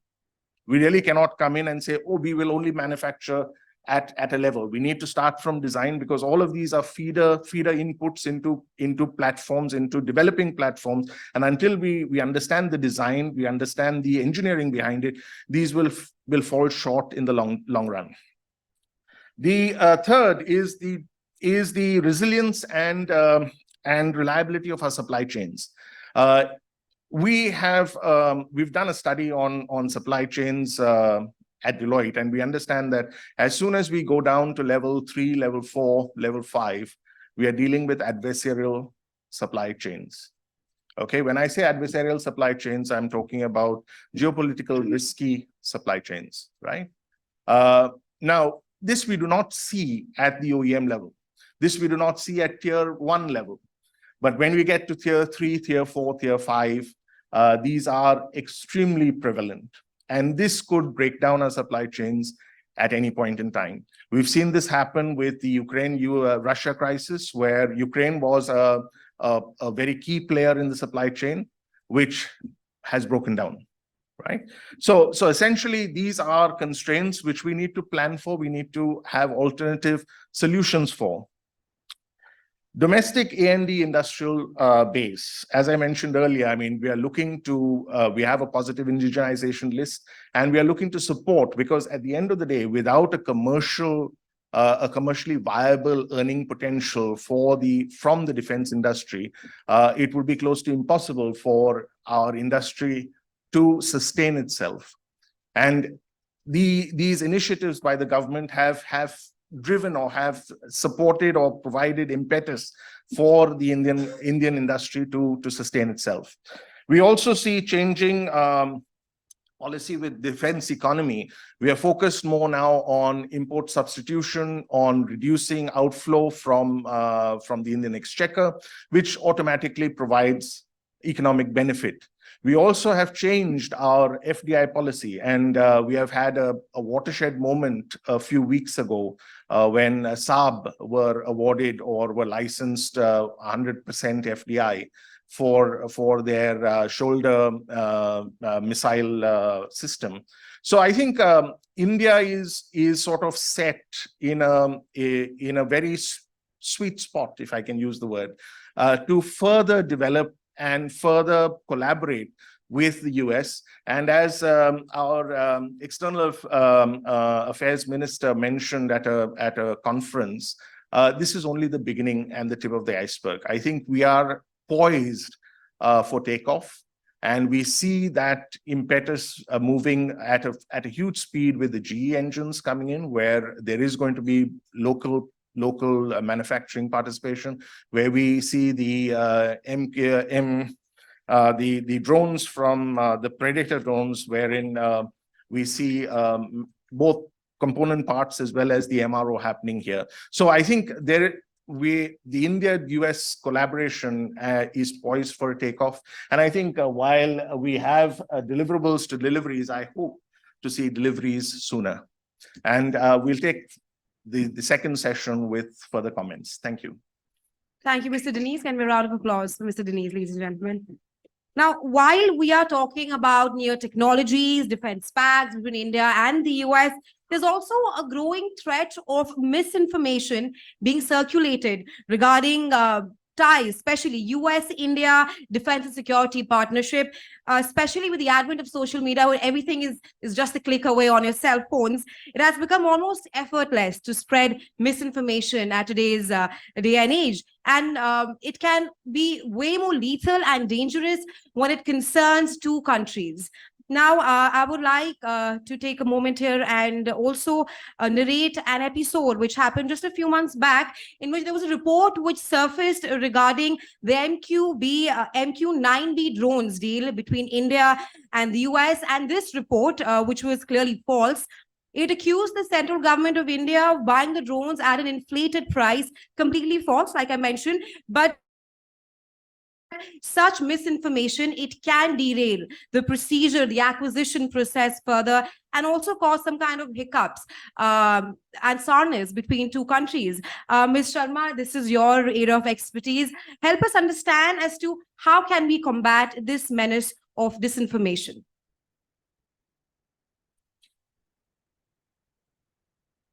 Thank you, Chair. Thank you, everyone. Thank you, Kutz, for inviting me for this particular conference. I'm glad to be around some of my journalist friends, some folks from the embassy. So happy to, of course, delve into the area, half of which is already been talked about by the esteemed panelists.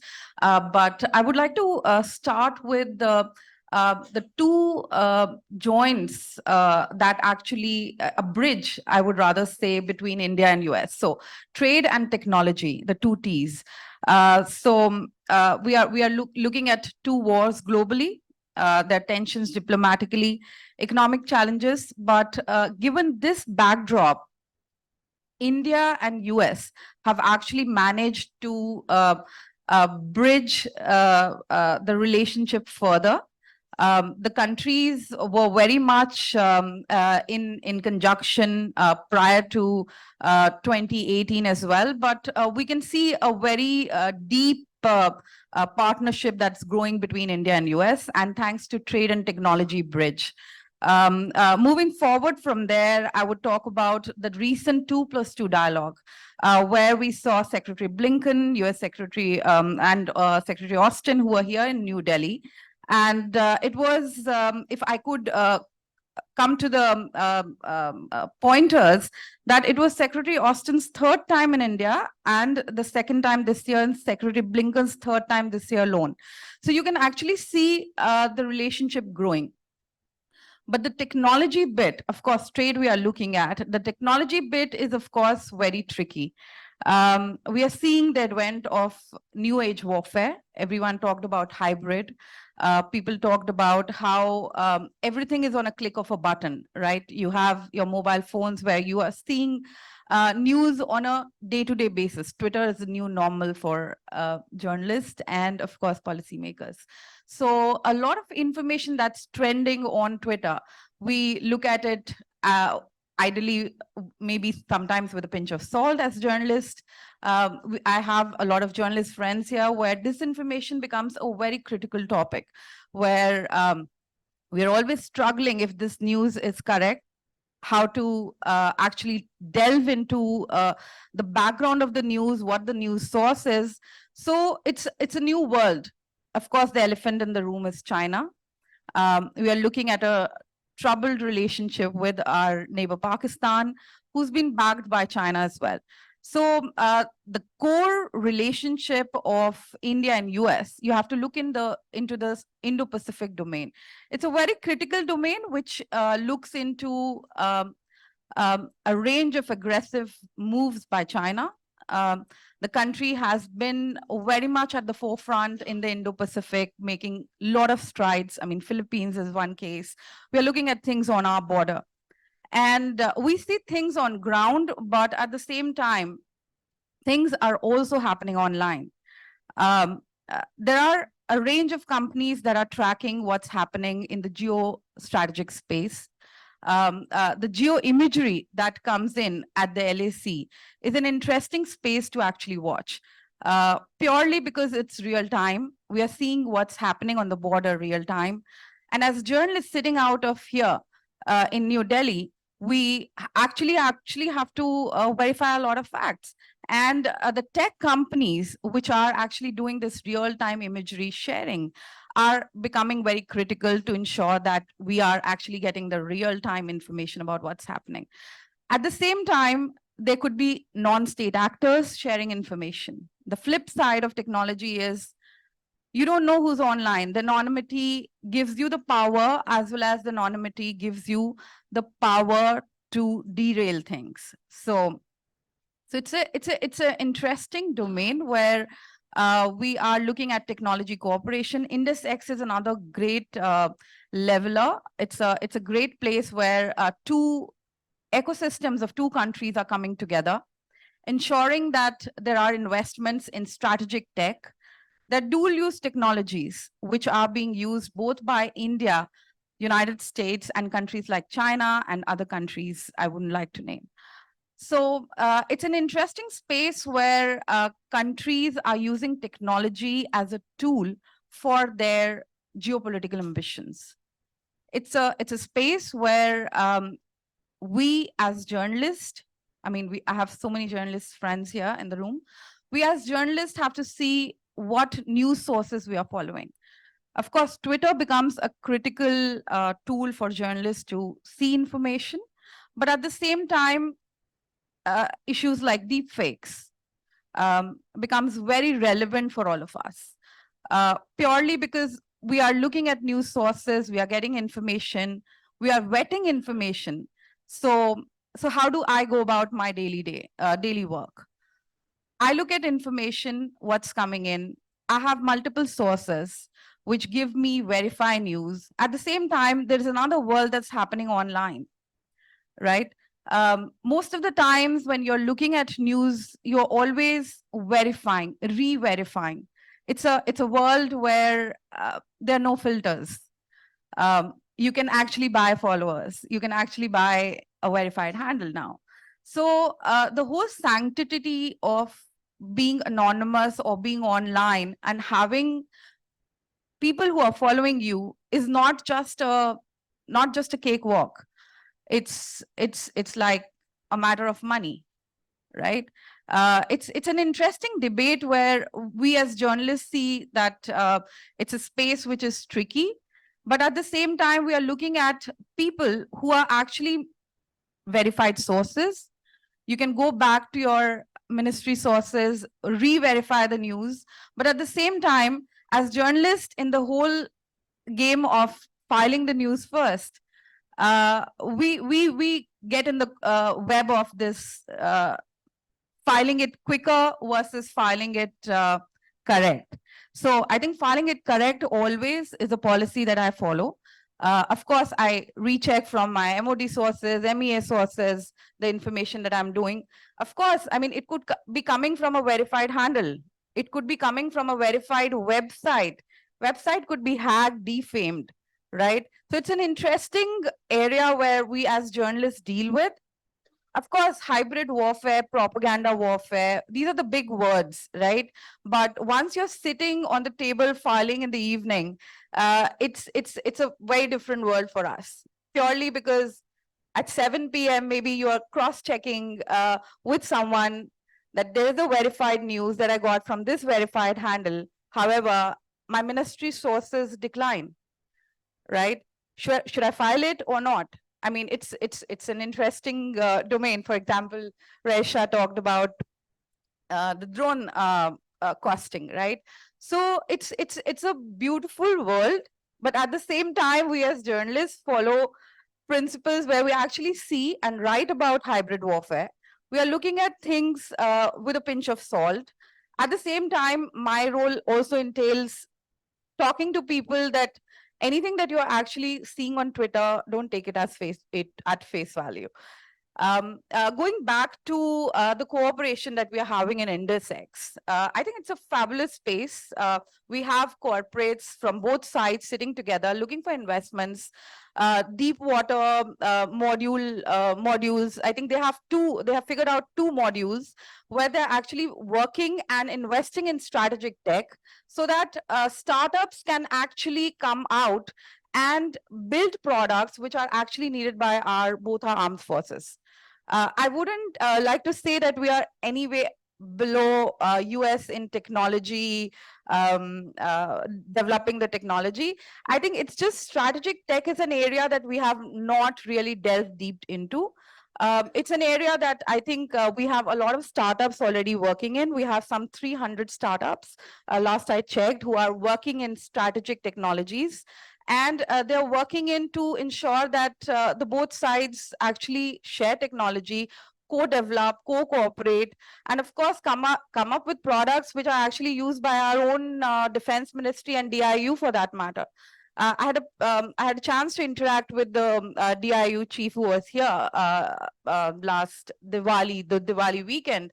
And I realized that there is a lot of room for growth for strategic tech. Not everyone is invested in it. Not everyone understands about it. But at the same time, I see both the countries have a very similar approach, purely given the environment that we are in the Indo-Pacific. Of course, someone mentioned about countries like Sri Lanka, countries like Myanmar. I think some of these countries which have been used by some of the countries as their backyard. I think technology can be a great leveler for a country like India, where we have domain expertise, we have people, we have startups which are doing great in strategic technology. I think it's a domain which is not very well explored by our investment folks. I think that's where I feel that we can come and collaborate here. Other than this, I would like to talk about, I mean, of course, I write a lot on China. I would like to talk about how some of these maneuvers by China. There was a recent report that was issued by US-China Economic and Security Review Commission to the US Congress, which talked about how Chinese military leaders perceive AI as an inevitability in warfare.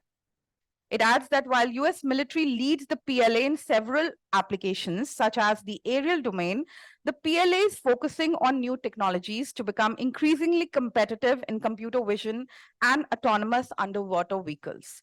So I think we already know that China is building some of these technologies. China is looking at some of these dual use technologies to be used in a very efficient fashion. I think this collaboration between India and US on some of the dual use technologies is the need of the hour. I'll leave it that, and I'll be happy to take questions, more impromptu. That's about it. Thank you. Thank you, Ms. Sharma. The floor is now open for questions. If you have any questions for our esteemed set of panelists before we commence round 2 of the discussion. Yes, the gentleman behind, your name and the question you're asking to. So we'll take all the questions first, and then one by one we can have the answers.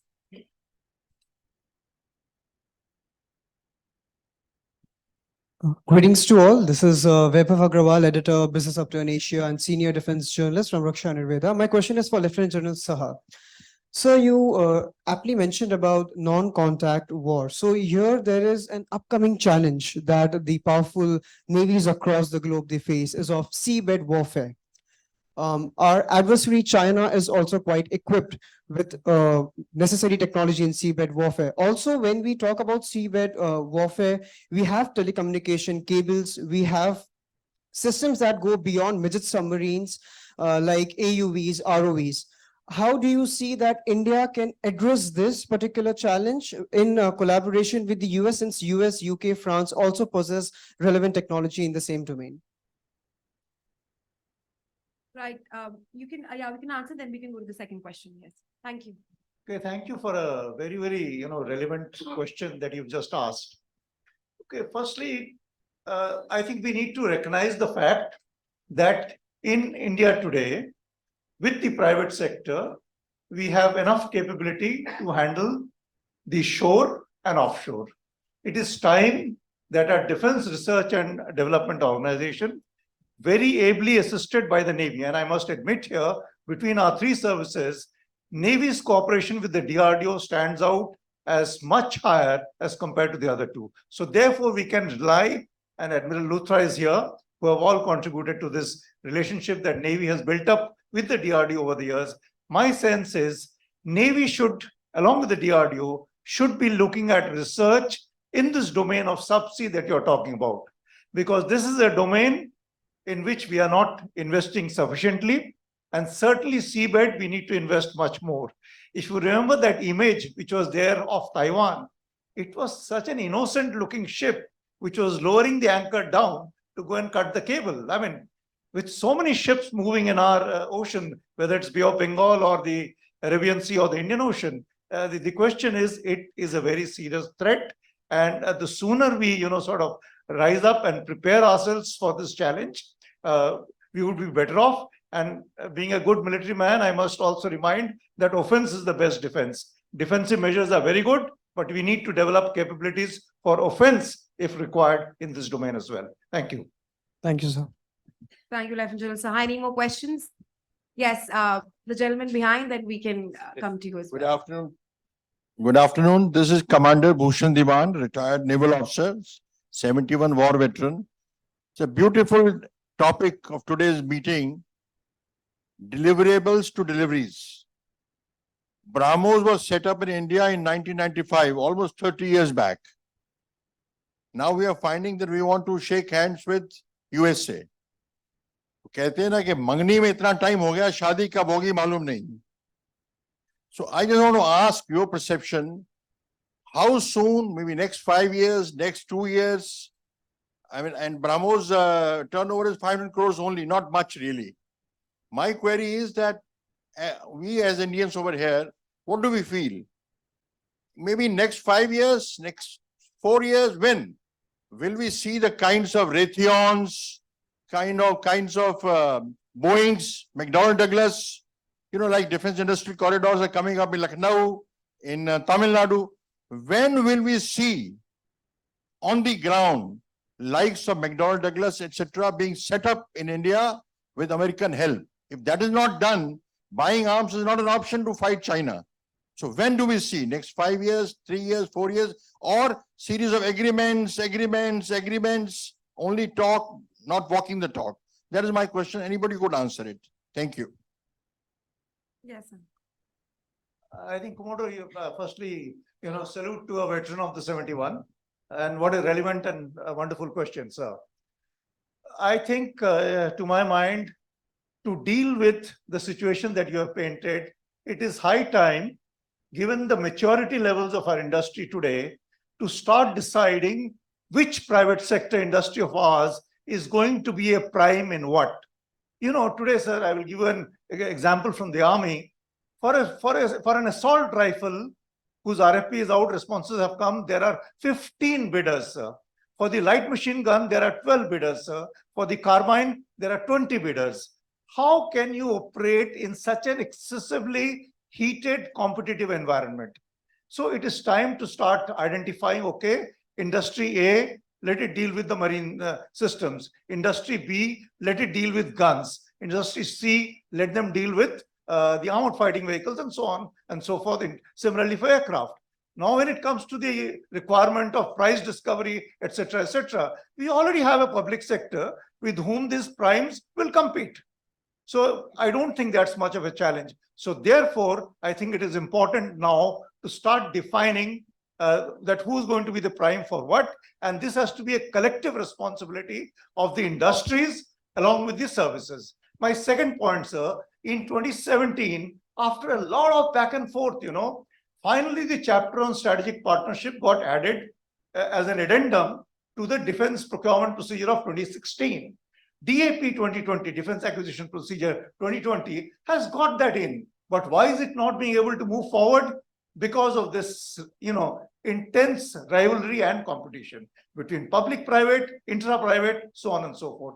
I think we have to mature as a nation. Once we have primes here, the US has primes, trust me, you heard the Admiral, even for a simple thing, for urgency, he said, go around the rules, create this kind of a cooperation so that you can move faster.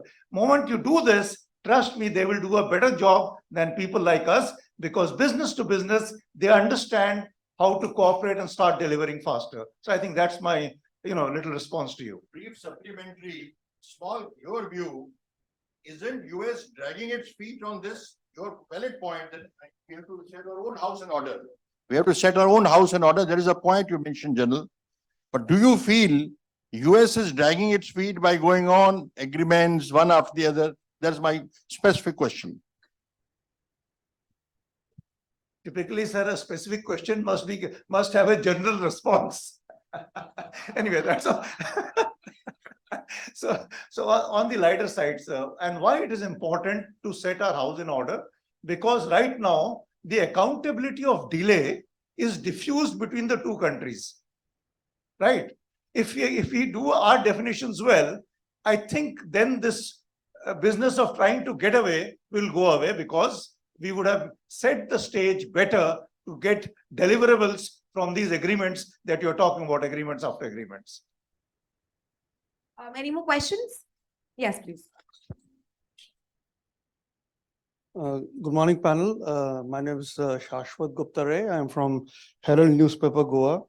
I have two questions, one for General Saha and one for General Verma. General Verma, starting with you, as far as the DRDO is concerned, basic complaint with DRDO is deliverables and deliveries. Promising big technologies like the INSA smart soldier system or the robotic soldier system, and all those promises nowhere to be seen on ground. So why, what is happening with DRDO as far as promising new technologies and not delivering it? Or where are they getting stuck every time? Why we are going to drawing board every time? And General Saha, my question to you is, 1998, we had the nuclear test, which starts with your slide. And George Fernandez, the then defense minister, had said that China is India enemy number one. Then we have Indo-China hand-in-hand terrorism cooperation. We have Chinese soldiers sitting in our soil and doing exercises with our army. Then Galwan happens, and then we say that China is again our enemy number one. Now, what exactly is our stand as far as China? Do we actually have any proper security policy as far as China is concerned?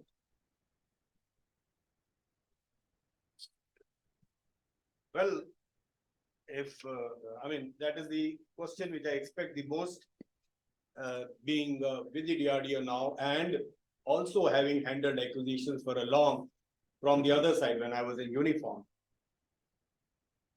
DRDO has had a fair share of successes and fair amount of, I won't say failure, but inability to put the platforms into the hands of the user. Why is it so? Needless to say that there are certain serious technology voids within the country. We all know that. Whether it is in the aerospace industry, whether it is in the automotive portions, we lag a lot in our basic engineering skills and designing. Have we ever designed an automotive engine? We are looking at a GE engine. Within the country, DRDO or any private industry, have we designed engines? Have we designed auto transmissions? No, we did not have that sort of a framework. Not for a moment defending or trying to give DRDO that what it is doing the way it is. The gap between design, development and production is of the tune 5 to 15, 20 years. Why is it so happening? The biggest reason is at times the requirement and the technology changes midway during the development cycle. For this, a solution has been found that now we will be looking at a spiral development model. You have certain parameters met, the user definitely will aspire for much more. He is entitled to, he has to fight the war. But yes, midway, we should not change track, give him what is possible, and then move on to elevating the parameters. This is one. The second is, it is only in 2017 that a development cum production partner or a production agency model has been adopted by the DRDO. What do I mean by this? Whenever you are developing a product, first a prototype comes in the lab. The lab is trial evaluated, it is okayed by the user. Thereafter, it goes to the production cycle. Now, these are two distinct phases. One is development, design and development. The second is production of the platform in the way the user wants to use it. These were two totally distinct activities. This was taking 5 to 10 years for development, another 5 to 10 years for production, because remember, our industry has to absorb this technology. 2017, the DRDO has come up with a model, DCPP.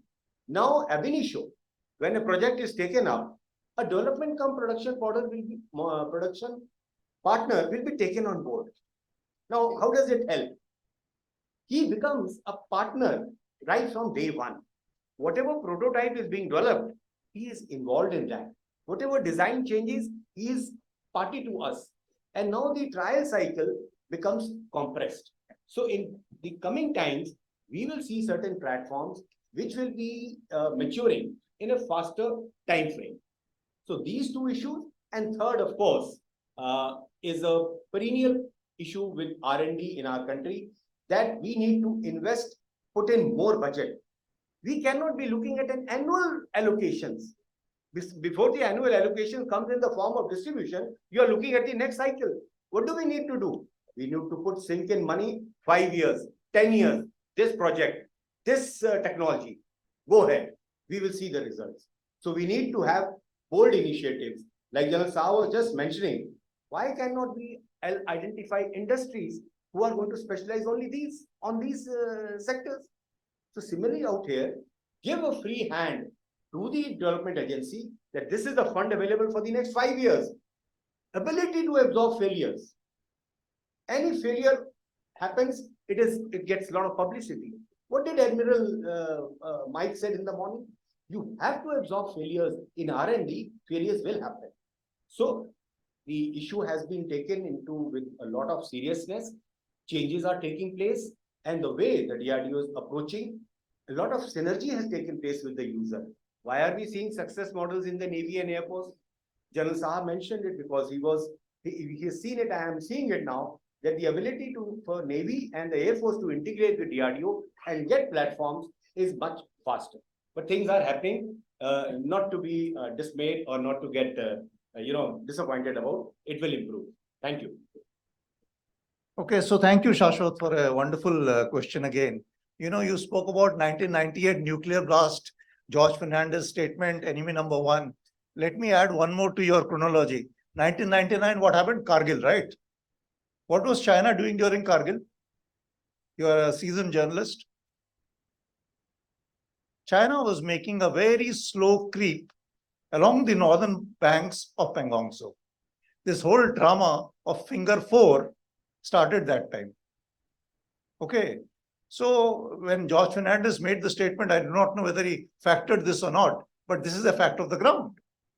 Okay, but that having been said, why do we remain in this, sort of state which is a bit amorphous in the way we try to define this relationship? Now, on this note, actually, we are not alone. Haven't we heard president after president of the US talk about the peaceful rise of China? Whether it was Bush, whether it was Obama, didn't we keep hearing it? So the point is, I would imagine nobody had visualized this kind of aggressiveness that we are witnessing since 15th November 2012. What is the significance of this date?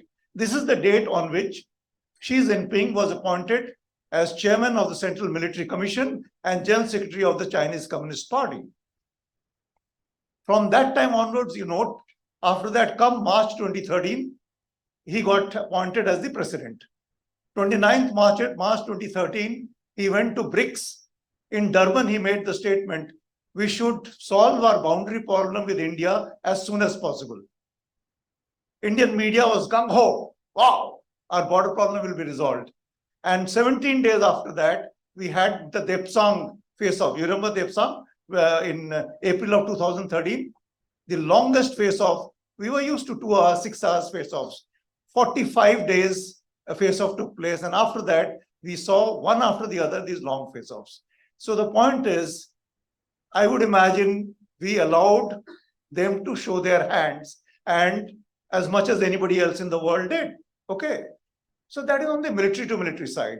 Look at the economic dependency that we have got into with China. How do you justify that the same year in which we had Galwan, our trade with China went up with 45%, mostly import? So when you are in such a trade/economic interlock, how long is it going to take?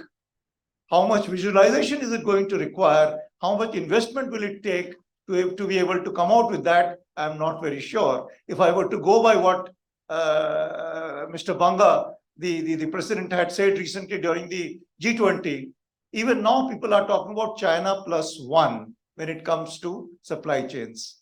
When it is going to be different, I don't know. And India cannot operate isolated from the rest of the world. It has to move with its friends and partners, as it were, on how it is going forward. So therefore, I dare say that, to have a very clear-cut black and white is not going to be easy. It will be amorphous. There will be gray in which we have to operate. Thank you, ladies and gentlemen, for that set of questions. We'll now commence the second round of our first panel discussion.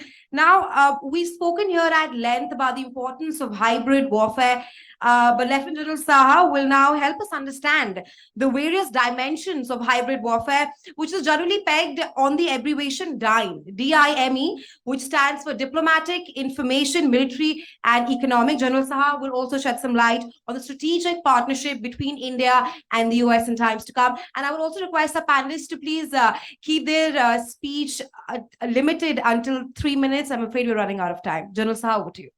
Okay, so let me save the first minute by not going there. And I'll do it from here. And also, thank the chair for, in her opening remarks, she had tried to define what I call the undefinable, i.e. hybrid war. But, that having been said, that's on the lighter side. Right. Don't take me amiss. India has great experience in hybrid war. Why? 47, 48, what happened? Pakistan tried to send Laskars into newly independent India to try and wrest Kashmir out of us. In 65, what did they do? Again, they sent those irregulars that they had trained to come and see if they can create instability in Kashmir to be able to wrest it by using conventional forces after that, after the irregulars came. What is it? Hybrid war, right? What are we seeing since 1989 in J&K? Hybrid war. What are we seeing in our Northeast? Supported by whom? Initially, both China and Pakistan, later China, and then they chose to step back. But did they disconnect? The answer is no. We have a lot of experience in hybrid war. That having been said, now even hybrid war is expanding its scope. And as the chair just brought out, she wanted an understanding of hybrid war within the framework of DIME, I would submit it is well beyond time today. Otherwise, you don't have, reports like what you're hearing about influence in electoral processes of democratic countries. And I come to this point of democratic countries because inherently democratic countries are more vulnerable to hybrid war. And why are they more vulnerable to hybrid war? Because electoral politics requires an element of division, if not polarization, to win elections. So that means there are cracks on which the adversary is built. These are inherent, call it weaknesses, inherent challenges in the system in which we and many of our friendly countries live, and we have to deal with it. And how they are exploited, it is through diplomacy, it is through information. We heard a wonderful discourse from Sandhya on how information is weaponized for propaganda, for vested interests, for political gains. And when I say political gains, it is not political gains alone. I spoke about the 2008 subprime crisis in the US. What was it?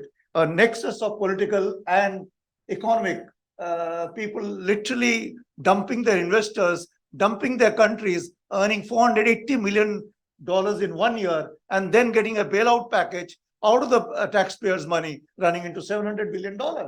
I mean, we have seen it in this world, how vested interests can use. So a hybrid warfare is not necessarily from an adversary. It can be from within. In fact, within is more dangerous than without in the context of hybrid warfare. So now, why is it important to have partnership? Because it's only, a common brotherhood of democracies who know the, challenges of democracy. So unless you come together, you are not able to deal with it. So where can you come together the most? I think the most important thing would be sharing of intelligence. And today we have got tools of technology. We heard from Sandhya a little while back on the tools of technology to manipulate and misuse. The same tools can also help you to collate and find the right direction and help your partners. For instance, if something is picked up by the space assets of the US, today it goes through several, shall we say, nodes in between to reach a partner country like us. Tomorrow, if there is a scenario where we require it, can we expect direct access to inputs from the space assets of the US? I leave that question open, because that is the kind of collaboration you will require if you have to, deal with this threat which is coming up. And talking about intelligence, we live in a, very, very interesting world. And she called it a very beautiful world. But the world isn't so beautiful because you're living in a world where you find everything so beautiful. I mean, sitting in Israel, when you are having that wonderful function, would you imagine guys coming down with those rudimentary technology exploited innovatively to come and attack you? And what brutal attacks? If the world was so brutal, ma'am, we wouldn't have, if the world was so beautiful, we wouldn't have so much of brutality.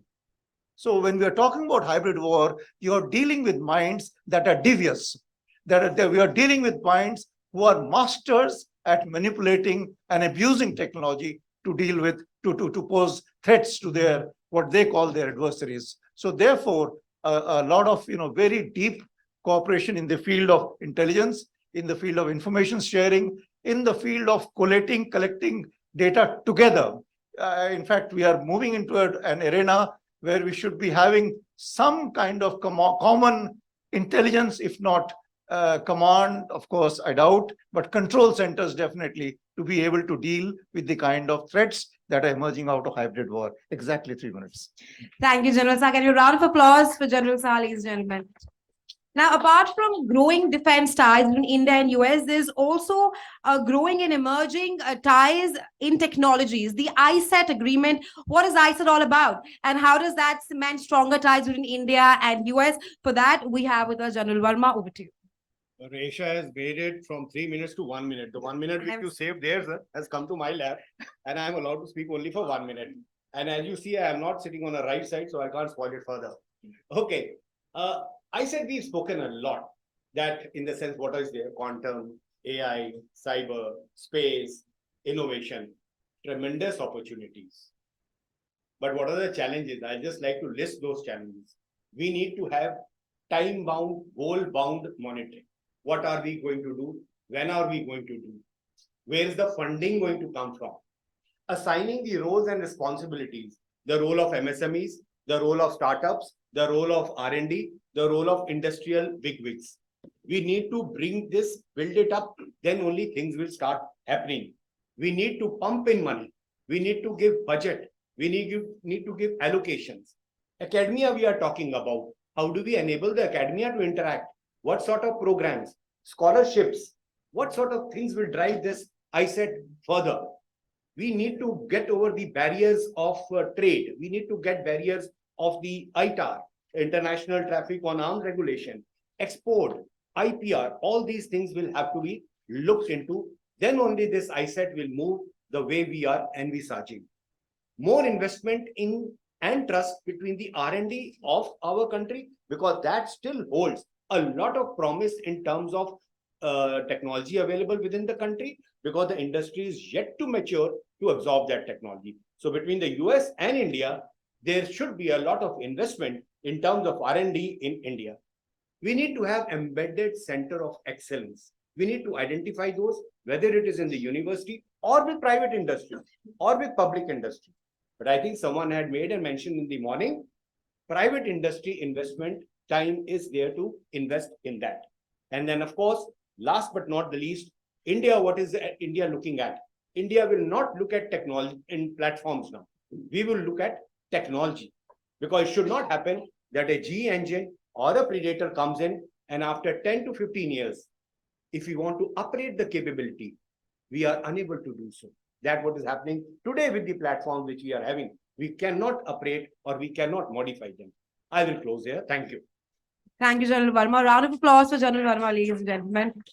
Now, apart from ISA and the challenges that the General outlisted here, the governments both India and the US have also expressed their support for building a resilient global semiconductor supply chain. Mr. Denise will speak more on this. So I think, thanks. From just continuing my comments earlier today, we see that MSMEs, SMEs are already part of the global supply chain. We see, I mean, semiconductor technology is already already intended to move to India. This MSME, SME ecosystem needs to be leveraged. I think this will sort of refrain or curtail most of the restrictive policies from coming into play. ITAR, for example, if it is at an MSME level, at component part level, at subsystem levels, it makes it probably makes it a lot simpler to manage and manipulate.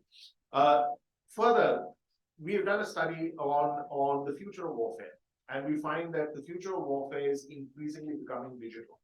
In fact, today, platforms are almost 50-50 conventional arms ammunition and communications, radar, technology, digitized data. And this is something that India has a leadership position in. Can we leverage these skill sets and capabilities to further develop and increase the speed of delivery that we're talking about? We see already all the OEMs, all the majors across the globe have got GCCs, Global Capability Centers in India. These global capability centers today have so much data that they are enhancing their delivery from merely being cost centers, where you have an arbitrage cost in India, to being value add because of the data that they are able to churn. Big data, AI, ML coming into play to add value. So I think India has various pockets of capability that we need to leverage in the best possible manner to increase our speed of delivery. I close my comments here. Thank you, Mr. Denise. A round of applause for Mr. Denise, ladies and gentlemen. Well, here during the first panel discussion of the conference today, we've spoken at length regarding India-US ties when it comes to technology, semiconductors, diplomacy, and of course, weapons and equipment procurement. Ms. Sandhya will now talk to us about the outcomes and way forward for India-US ties in times to come. Over to you, Ms. Sandhya. Great. Thank you so much, Resha. I think the one thing that's missing in this whole leg is the industry military complex, right? We always see some of the countries in the Indo-Pacific, especially China, is looking at the military industrial complex. Some of the companies have been really well bred, ensuring that they can be used for military purposes. So I see some of the Indo-US or India-US collaboration that's happening. The need of the hour is to kind of look at companies which can be future military industry complex for India and US as well. Of course, some of the deals that are happening in drones, trackers, I think some of these given deals, I think we are looking at building this industry, military industrial complex.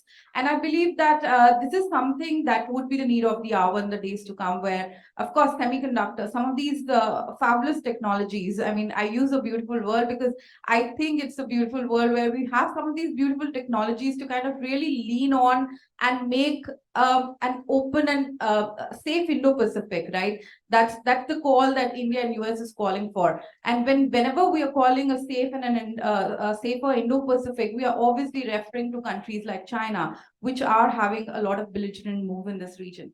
And of course, no country can do it alone. And I see a lot of industrial complex, that's the need of the hour, and a lot of companies that needs to come in, bring in the expertise to the military establishments. So that's the need of the hour. And I see, I would see that this is the future vision that I would like to see, given that the two countries are collaborating highly effectively on technology and trade. Thank you. Get a round of applause for Ms. Sandhya.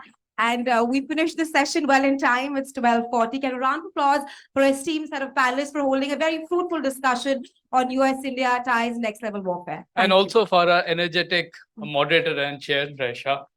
Thank you. All right, with this, we have come to the end of our first session. Quite timely, we did a Q&A session and also the second round. For the second panel, which we resume after lunch, I would request the journalists sitting at the back, please pose questions. Also, the survey forms would be collected right now. So volunteers at the around, please submit the survey forms to them. I would also request Rear Admiral Girish Luthra. We would be present you, Vice Admiral Girish Luthra. We'll be present you momento, please. You could step up. Ojaswini, if you can.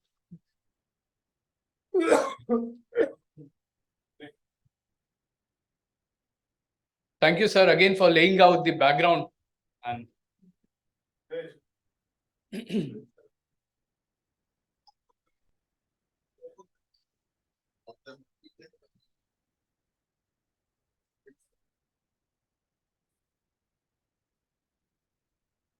thank you. Thank you.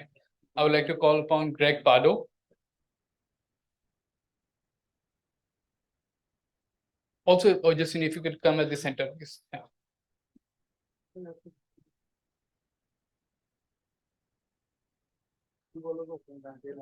Sure.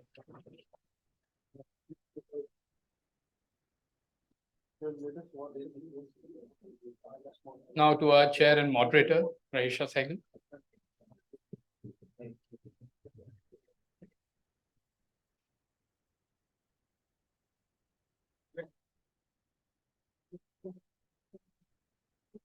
General Saha.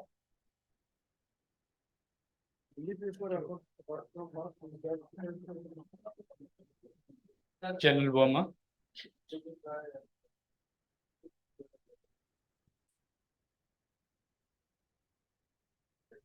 Thank you, Ojaswini.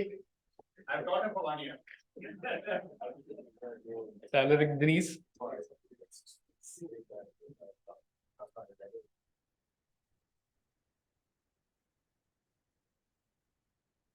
Thank you, Ms. Sandhya Sharma.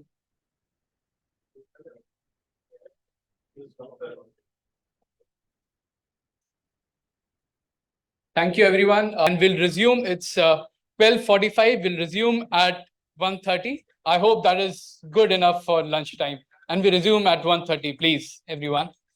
Thank you.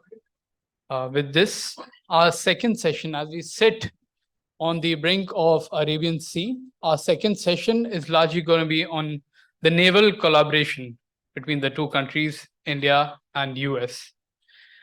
Before further ado, I would like to call upon our chair and moderator for this session, Professor K.P. Vijayalakshmi, Professor and Head, Department of Geopolitics and International Relations, Manipal University. And also, I would like to call a round of applause, please.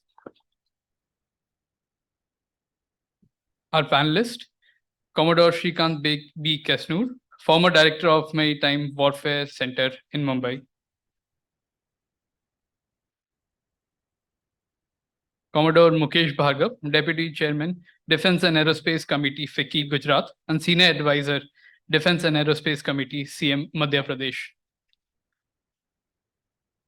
I want the round of applause for everybody so that our energy also goes up after eating a heavy meal. Captain Nikunj Parashar, Founder, Sagar Defense Engineering Private Limited. Round of applause, please.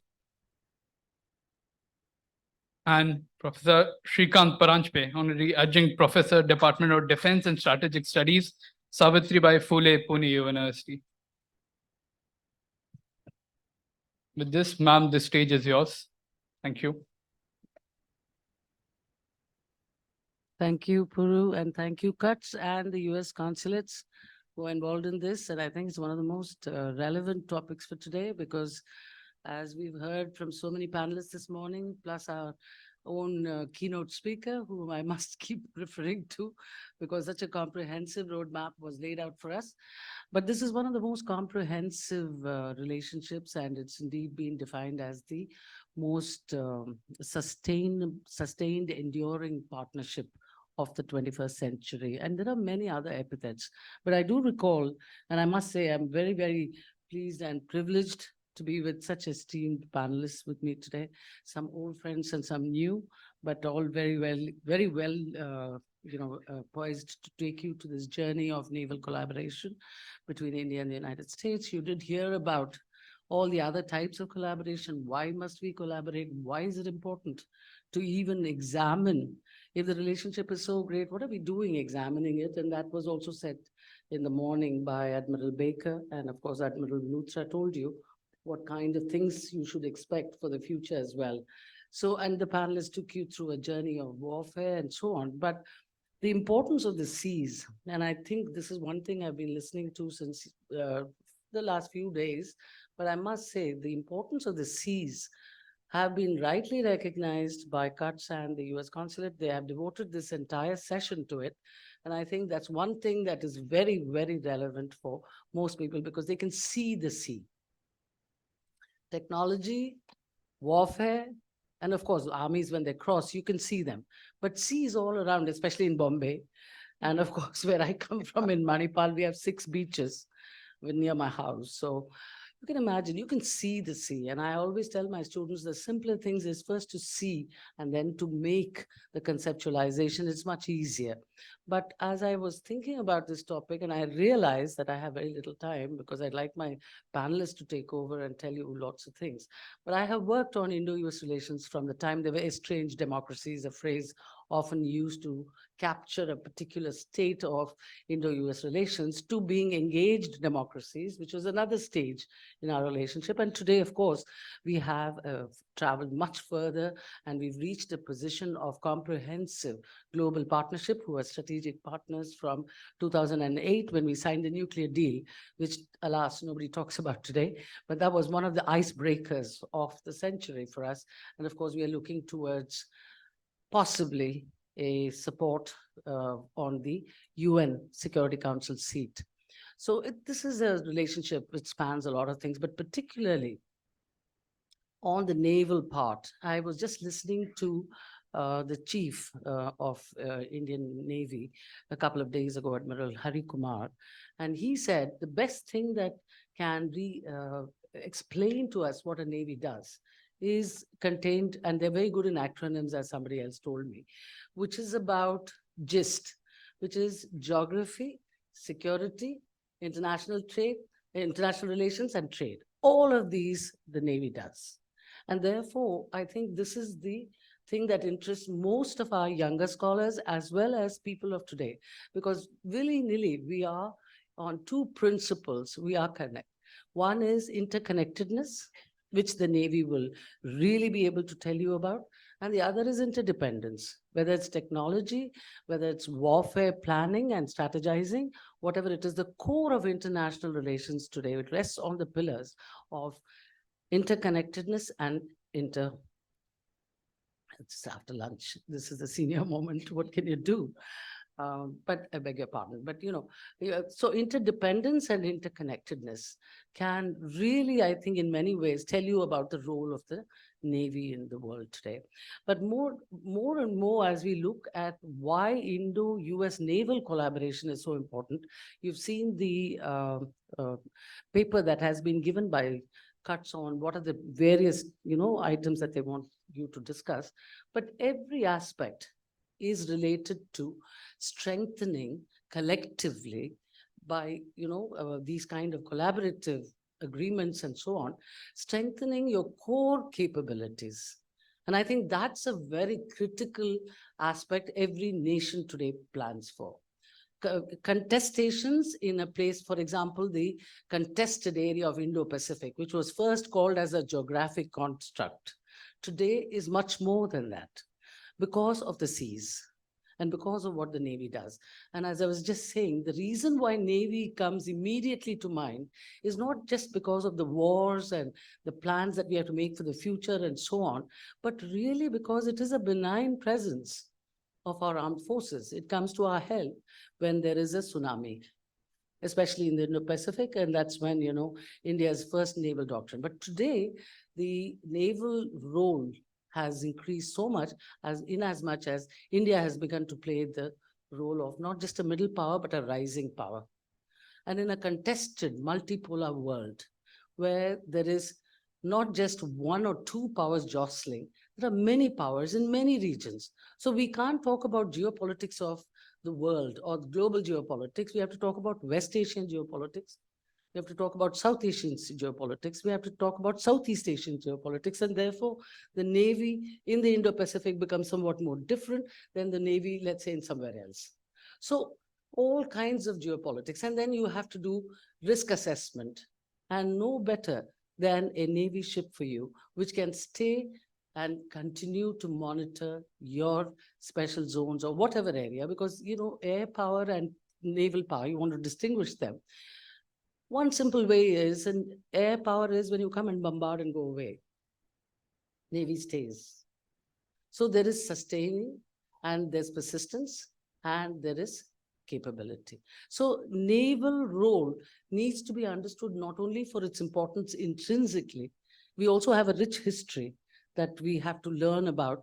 Today, we are going to have a very, very distinguished panelist who's going to talk to us and take us through some of that history, because I was astounded, and I'm sure, I don't know how many of you know, that India was one of the few countries during the British Raj itself which built ships, which you people know better than me. But I have been educated over the last many, many decades on things like that. But we have a wonderful panel, and I have to say, but India and US collaborating on the naval side is one of the best things that could have happened to this relationship. And the reason I'm saying that is I think US actually placed a good bet on India. India has not only the capability, it placed a strategic bet on India. I'm sure many of you have read certain articles which says that India will only look to its interests if there is a clash on the Taiwan Straits. We may not do it. So all kinds of debates are going on, which is exciting time for young people and the old. It's a very exciting time to be involved in international politics, international relations, to understand and so on. But the fact remains that US has made a strategic bet on India, and I think that's really a wise choice, and so has India. India's reaching out sometimes is not seen very clearly, but today in the morning, we were told, we were taken through the history of Indo-US cooperation and collaboration, and I think you can easily see how India reached out after the 90s to become part of a larger world than being an autarkic, closed. And yet we were international, we had non-aligned movement, we had moments in history. But the new India and the great India, Bharat, that we are seeing, I think is something that is also partly because of our great relationship with the United States. And so therefore, it would be very, very useful, and I think it's my privilege to invite Commodore Srikanth, if I may call you just Srikanth and not Commodore Kesnur. Srikanth is fine. Except that I don't know what you'll call him then. I'll call him Sriku, maybe, who knows. Former director of the Maritime Warfare Center in Mumbai. And I think I have to leave the floor to you, but the convention is that you follow what the conference people have told you to keep your time. I hope you can do whatever justice you can to your topic, but I think you would be in a good position to tell us about the historical and the contemporary prospect. And then, of course, we lead you to the future, but please, over to you. Thank you. Thanks a lot, Chairperson. Very, very privileged to be in this hall where there are lots of distinguished people, very eminent seniors, my bosses here. So wonderful to be here. Ma'am, I will request you so that I stick to your time, that 1 minute before, 7 minutes, after 6 minutes, you can give a thump on the table so that I know I have 1 minute to go. But my time starts now. Okay. So good afternoon, ladies and gentlemen. I think the first keynote as well as this opening session very much laid out the skeletal framework for us, and it is our job to fill in a bit more flesh and blood into that and elaborate on this theme. So since our chairperson talked of history, you wonder how much back you must go into history as a naval historian. But a piece of trivia, lovely trivia, Peru and the rest of the US Embassy. I'm glad you concluded an agreement with MASDOC. You must know that MASDOC's ancestor, the so-called Bombay dock, it is an HMS Minden that was built in this dock, wherein the first stanza, the opening stanzas of the US national anthem, the Star Spangled Banner, was composed by Francis Scott Key. So there is a deep relationship between India and US in that way. But let me come to the more immediate past and what our chairperson talked of, moving from estranged democracies to engaged democracies. In May of 1964, our defense minister, then Yashwantrao Chauhan, led a defense delegation to the US after the China war. And they pretty much came empty-handed. In there was the Deputy Chief of Naval Staff, Admiral Nanda. We asked for submarines to the Americans. The Americans said, go back to the Brits. They are your traditional suppliers. The British refused. And that is how we altered course to the Russians. So, the Americans have done us a favor one way or the other in terms of deciding which way our defense procurements must go. And then you cut from there to the Enterprise incident in 71. I think the true rapprochement started with exercise Malabar, as General Saha said, and during that, after the end of Cold War. I think Malabar was a great thing to bring about rapprochement. We rode over the problems of the nuclear tests. And I think what happened during the tsunami of 2005, when Indian Navy responded beautifully and the Americans saw that, I would hazard a guess that that was the point from which things started going up north. And then, of course, everyone has brought out what recent events have happened, particularly over the last 10 years. So to move on there and fill in a little bit more detail, I would like to say that there are about 3 or 4 areas where I'd like to go a bit more into granular detail within the time available, into where US-India cooperation in the maritime field and naval field is happening. The first is agreements and exchanges. And if we go beyond the alphabet soup of the major agreements, there are a whole lot of very good key agreements specific to the maritime domain. There was a white shipping agreement signed in 2016, and the US Naval Liaison Officer is there in our IOC IFR from March 2020 onwards. There's a maritime information sharing agreement that was signed in October 20 So that is very, very important for maritime domain awareness. A specific Indo-Pacific Maritime Domain Awareness Agreement was signed in May 22. So even before ICET and other things, there are lots of very specific agreements in the maritime domain and between the two navies that play an important role. So also, if you talk of specific maritime exchanges, there are India-US Maritime Security Dialogue, which is chaired by an officer from the official from the MEA, but has naval representation, started in 2016. Fifth edition happened last year. There's a specific Quad Maritime Security Conference. So again, and then this is in addition to very regular what are called staff talks, or it goes by an acronym called ESG. So these are certain structured interactions that are going on between the professionals, in addition to the overarching thing that the political apex provides us. Similarly, there are then operational interactions, and this is one place I would say that deliveries have become deliverables if you want to look at a cup half full. So there are lots of things happening there. We're talking of Malabar, of course, and the last one was just held this August in Australia, and it has increased in scope, depth, dimension, everything. And to a practicing Navy person or practitioner, I mean, I can say that being the most recently retired veteran, the way this has shaped out is interesting, because you're adding complexity, you're adding, just as a digression, Pakistan and China exercise that happened a few days ago, they talked about how it has increased in scope because you added one maritime patrol aircraft or some exchange. So that is what happens when you have exchanges, as you keep adding submarines, as you keep adding maritime patrol aircraft, as you add to the complexity of exercises. I think your interoperability, your trust, your ability to understand each other's procedures becomes much better. Then there is, of course, RIMPAC, last of which was held on August 22. Then specific Sea Dragon, which is a air ASW exercise, just happened in March of this year. We were there for the second edition, which happened of Guam. Then the defense attaché also mentioned La Perouse, where we were part of a multilateral exercise with French, the Brits, and the Americans. Similarly, there were Operation Cutlass Express. Now, this is not the Pacific Command, but the Africa Command, doing it in Africa, off the coast of East Africa, in which India participated for the first time. Milan was there. Last Milan, I was there, one of the speakers. So you had the US Navy ship there. You had the Pac Fleet Commander there. There's Tiger Triumph, amphibious and HADR exercise that happened October 22 was the last one.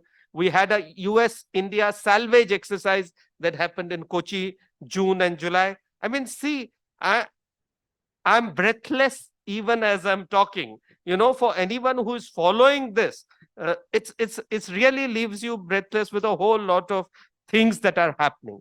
There are also high-level interactions at Navy to Navy level. As I told you, Pac Fleet Commander was there. Last year, Raisina Dialogue, the PACOM chief was there. Then the US CNO visited about a couple of years ago. Our chief was there at the CPAR Symposium in Rhode Island just a couple of months ago. So there's been a lot more happening in terms of personal exchanges too. We have all mentioned membership of the CMF, which is just an outcome of the 2+2 dialogue that has happened. The last little bit is on hardware. I commanded the INS Jalashwa, which was probably Indian Navy's first big buy from the Americans, and that happened towards the end of the first decade of the century. But 15 years, I'll finish. 15 years later, you have the US P-8I aircraft, very high performance aircraft. You have the MH-60, multi-purpose helicopters. You have the Guardian drones. You have the LM-2500 engines for our aircraft carriers and the Shivalik class ships. So again, exponential increase there. Another thing where the deliverable has probably given us reasons to be optimistic. So with that sort of roundabout of what's happening on the present, what we might do in future, and how do we go about, I'd like to leave it for round two, if that's fine with you.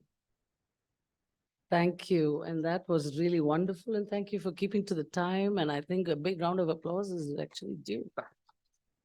So I must say, one of the main points that you brought out was that Navy was able to go at a pace that kept increasing the rapprochement between the two countries. And his argument has been quite valid, that Navy provides the basis for building trust. And those of you who heard this morning about Kicklighter proposals and William Perry in 1993, who came with the first proposal of defense collaboration with India, you should have seen the mistrust. I mean, in Delhi, you could cut the air with a knife, as they used to say. They used to talk past each other, but today we are, and I think you're very right in saying that maritime domain exchanges have paved the way for very much deeper cooperation and have stood the test of many geopolitical tests. That's the real story. Standing the geopolitical test is the real measurement between two collaborations, between two countries. And also, I think it's very interesting that you mentioned RIMPAC and everything else, but the fact that they call it the Indo-PACOM, yes. I think that is the ultimate that most people argue, has made the Indo-Pacific now really India-specific. Not Pacific, but specific, which the Chinese have never let us forget. But after that, to really know more about what kind of collaboration, how best we can go through whatever we can with them. I have Commodore Mukesh Bhargava, who is the Deputy Chairman, Defense and Aerospace Committee, Gujarat, and Senior Advisor, Defense and Aerospace Committee, CM Madhya Pradesh. He's going to be talking to you about ISR opportunities and challenges, sir. And also maybe you could tell us about the various kind of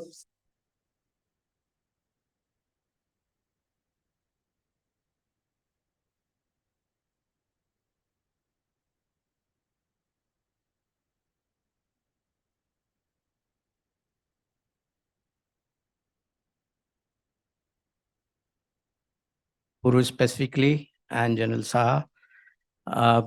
Ladies and gentlemen, a very good afternoon to you. Before I start with the ISR that the chair has given me the topic to speak, I would like to give a little background of my perspective.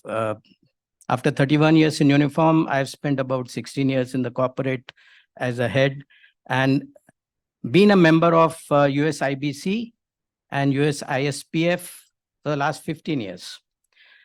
And I can tell you it was so disturbing and so frustrating that towards the later part of the 2015 and 18, whenever I used to get an invite, I used to wonder whether I should actually go or not, because we're just not moving. And I think Admiral Girish Luthra brought out very correctly that what was the state. But I'm talking about not DTTI, I'm talking about before that.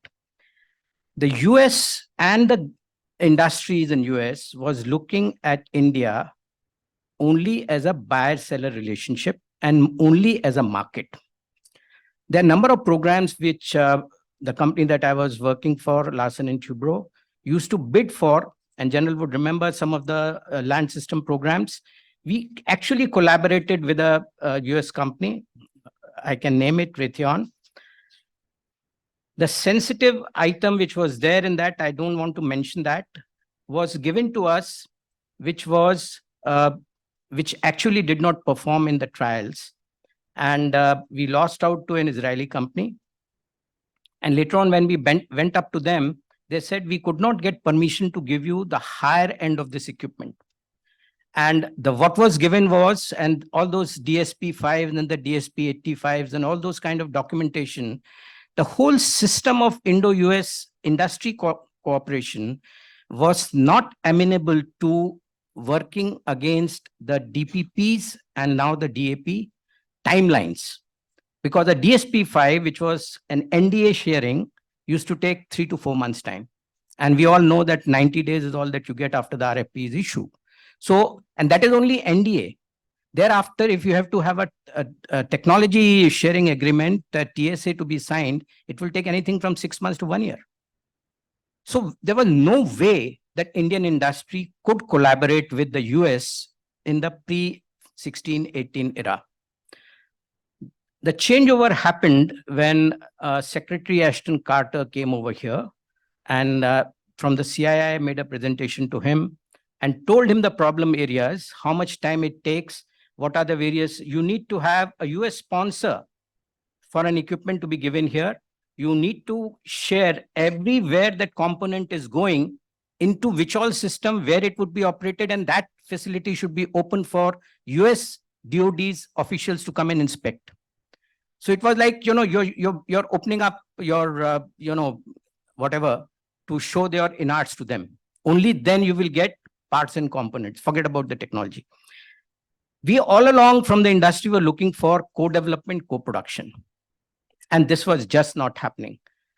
Ashton Carter, after that presentation, he asked me for a copy. I gave it to him. And he went back and started something what is called the DTTI. And what Admiral Luthra very rightly brought out. In DTTI also, they started giving with programs what they are comfortable to pass on to us, not what we needed. And the list of DTTI, if you go through, it is self-explanatory. So as Admiral Luthra said, it didn't just take off. And it was only just last couple of years.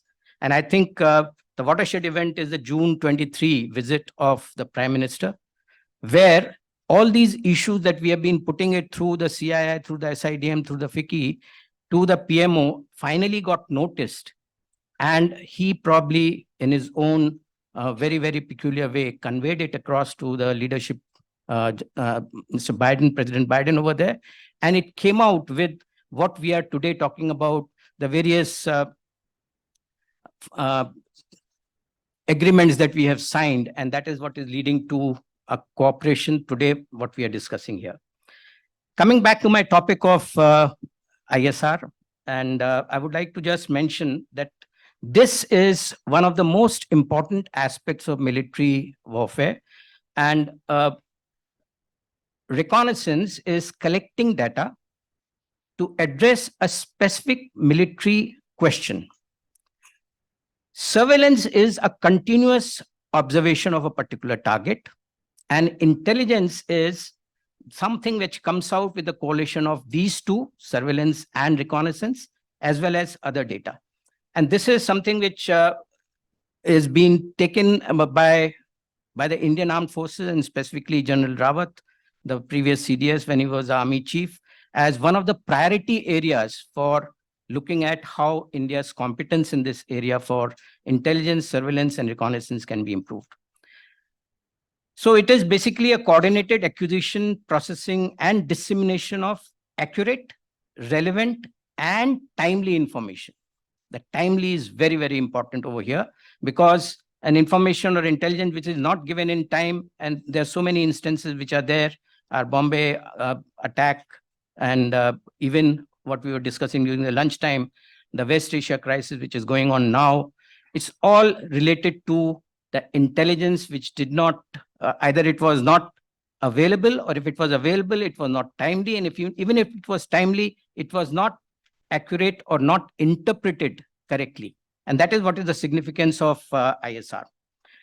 Now, I would like to also touch upon how the deliverables and the deliveries can be improved in the Indo-US context. And that is where the technology comes in. And as we heard in the previous session also, artificial intelligence is going to be the game changer in the ISR field, because this technology is going to bring advantages like human error that can be obviated, oversights can be overcome, the awareness, the domain awareness can be improved, and the border security and tracking, maritime compliance, and military parameters security can all be improved many times.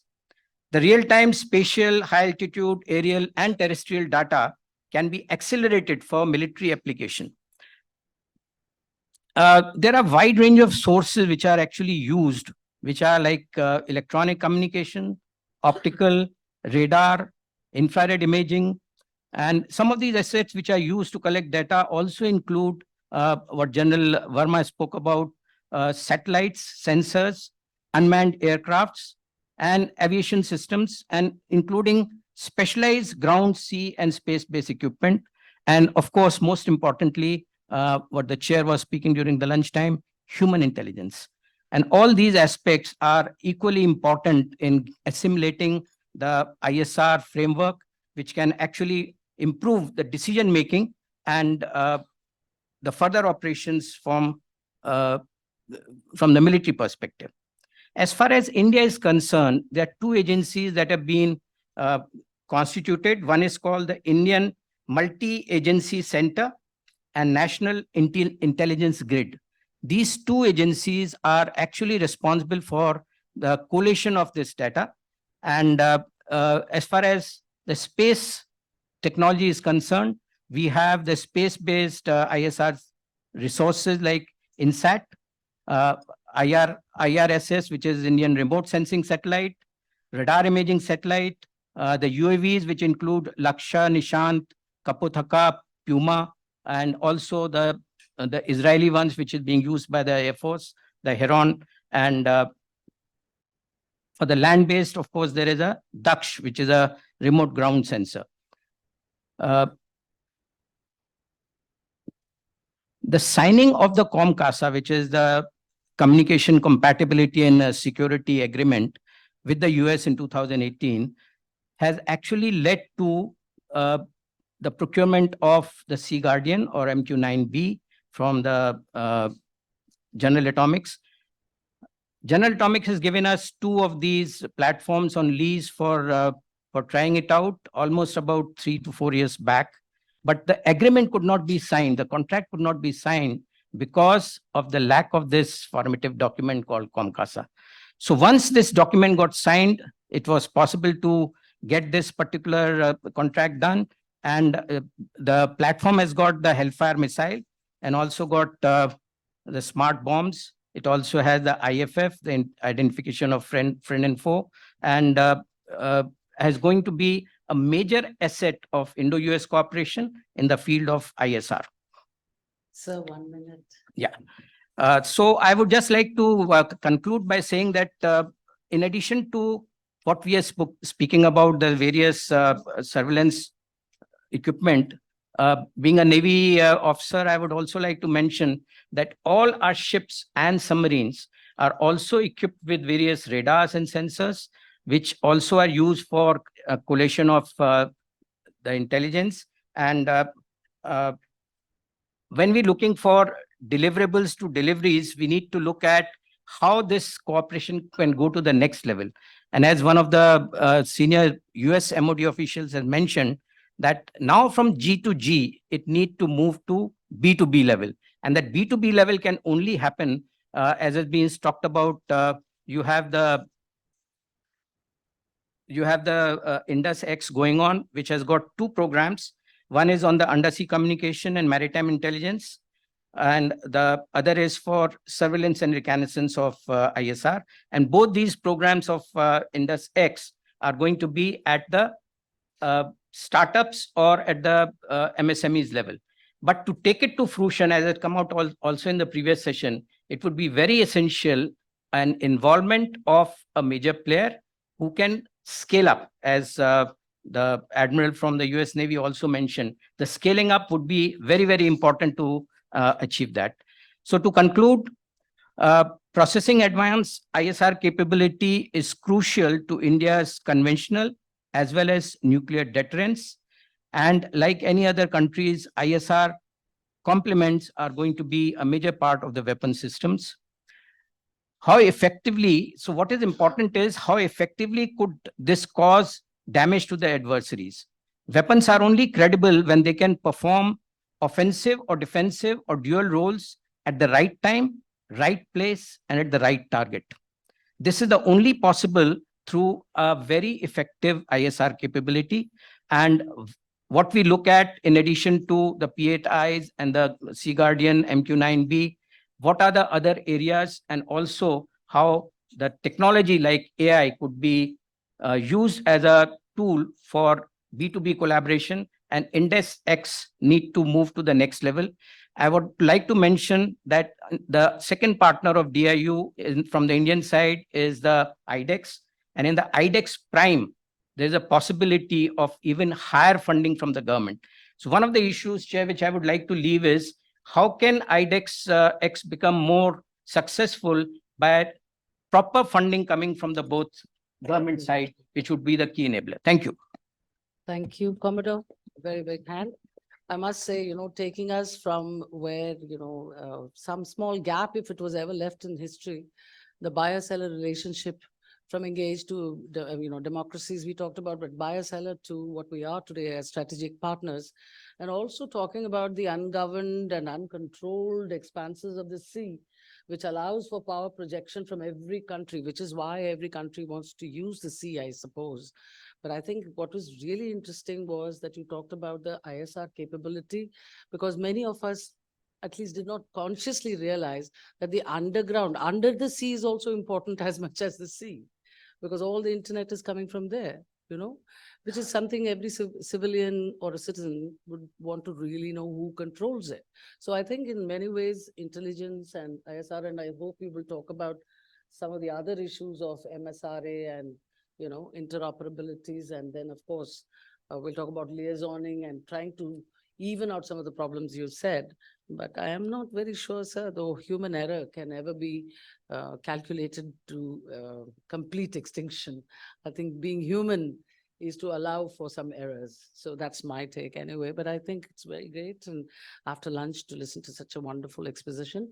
May I now invite Nikunj? Yes. Yes, and he is by far the best person to tell us about what the startups really feel and face. And, Sagar from Sagar and his point of view would be absolutely crucial for us. Thank you so much. Thank you, sir. Actually, I was getting nervous. They're sitting between two professors.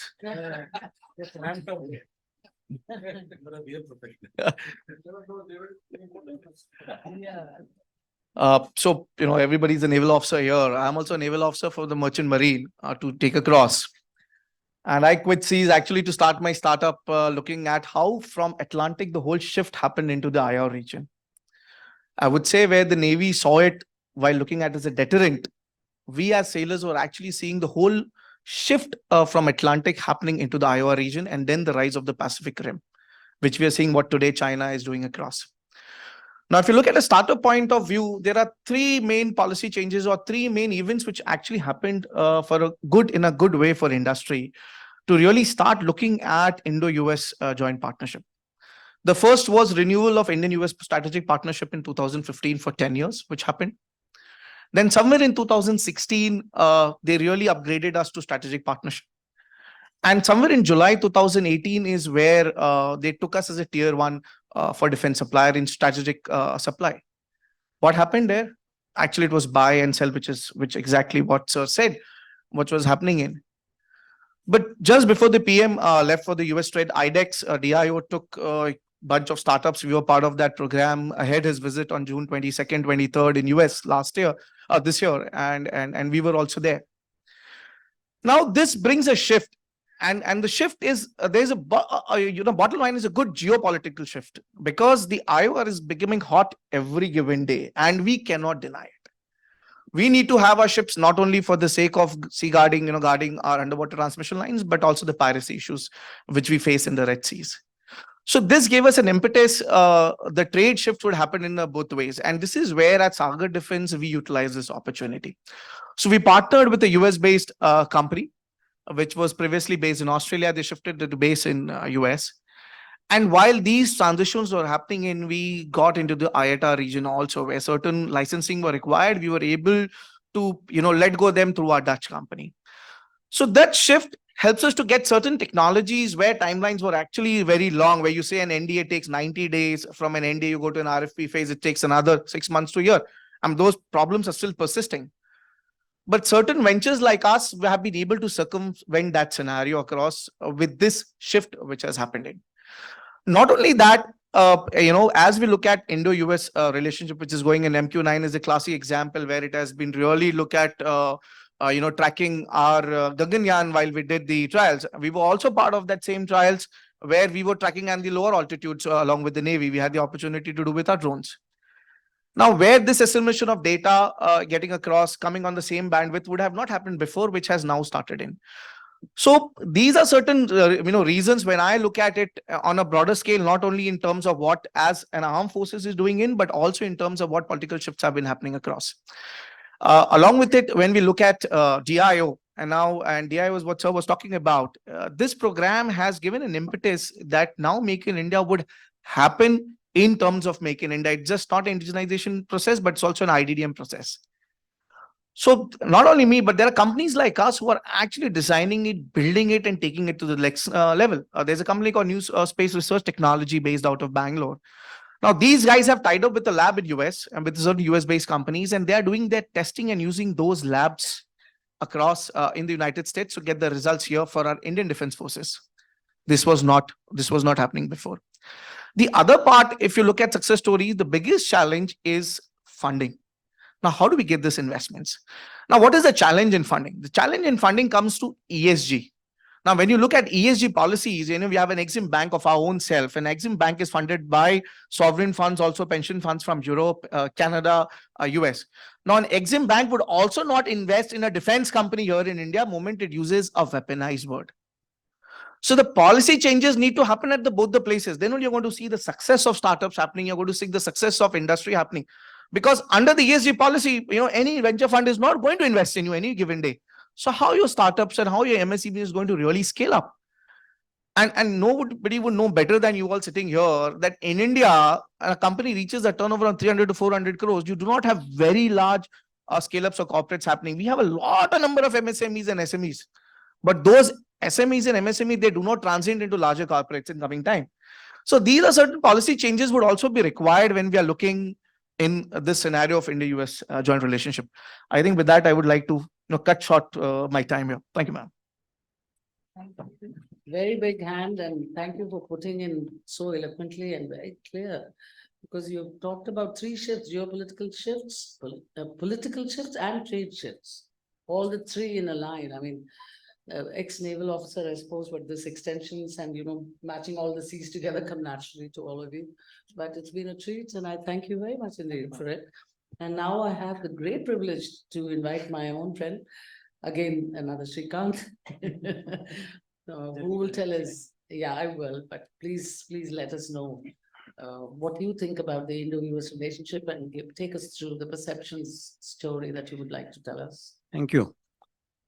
Let me, Madam Chairperson, let me thank the organizers for inviting me here to permit me to share some of my thoughts.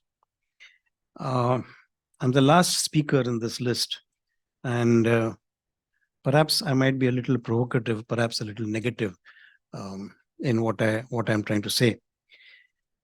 I start with an agreement with almost all the speakers since morning that the history of Indo-US relations has been really very positive, especially since the Malabar exercises. I agree that they have been positive. Developments have been pretty fast.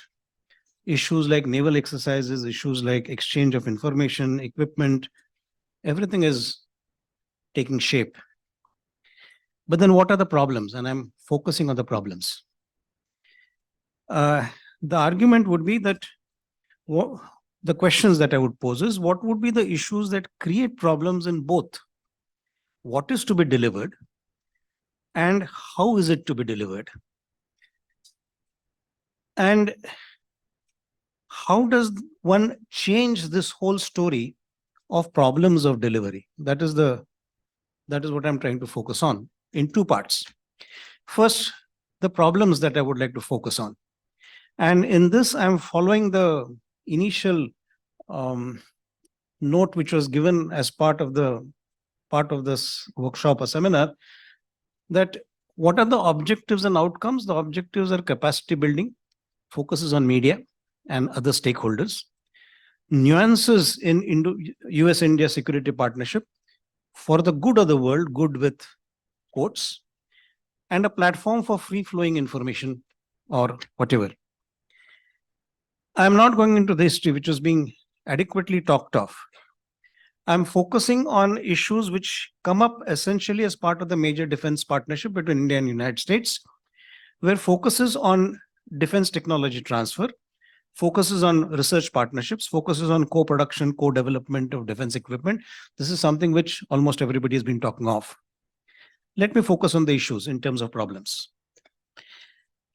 I flag 2 or 3 issues. One is geopolitical compulsions for cooperation, and I'm focusing on maritime, Indo-Pacific, but basically maritime. Second is technology transfers, something which has been talked of. And third is perception management, especially in issues of credibility, which is the second part that I want to eventually focus on.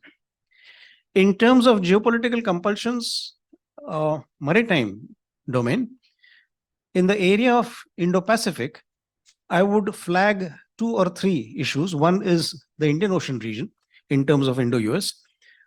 Second is the South China Sea. Third is the China factor in terms of what it means to India. One might not agree with me, you might disagree with me. But if I'm looking at the Indian Ocean and the Indian naval presence there, I see very little role for the United States in the Indian Ocean region, except protecting trade routes, whether it is Gulf or whether it is issues of Iran, Suez, etc. Quad is an initiative in terms of Indo-Pacific, but that has more to do with the Pacific, very little to do with the Indian Ocean from an American perspective.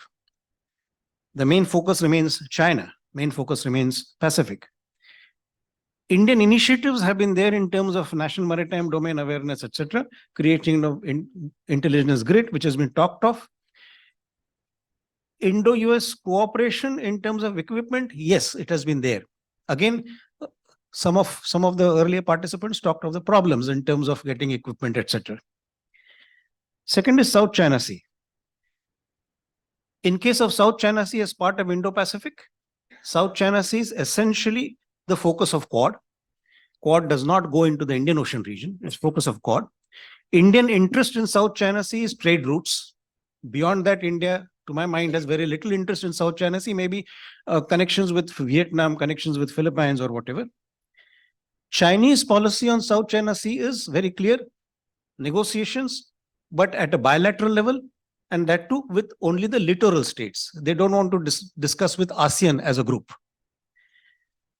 Taiwan is a matter of concern in terms of Quad. Question is, how much would the Americans really support Taiwan? And this is something which perhaps China would be keen on knowing, especially in the backdrop of Ukraine, in terms of the degree and the extent of American support to Taiwan, if a crisis really comes in. And there I come to China. China is very specific. American interest in Indo-Pacific.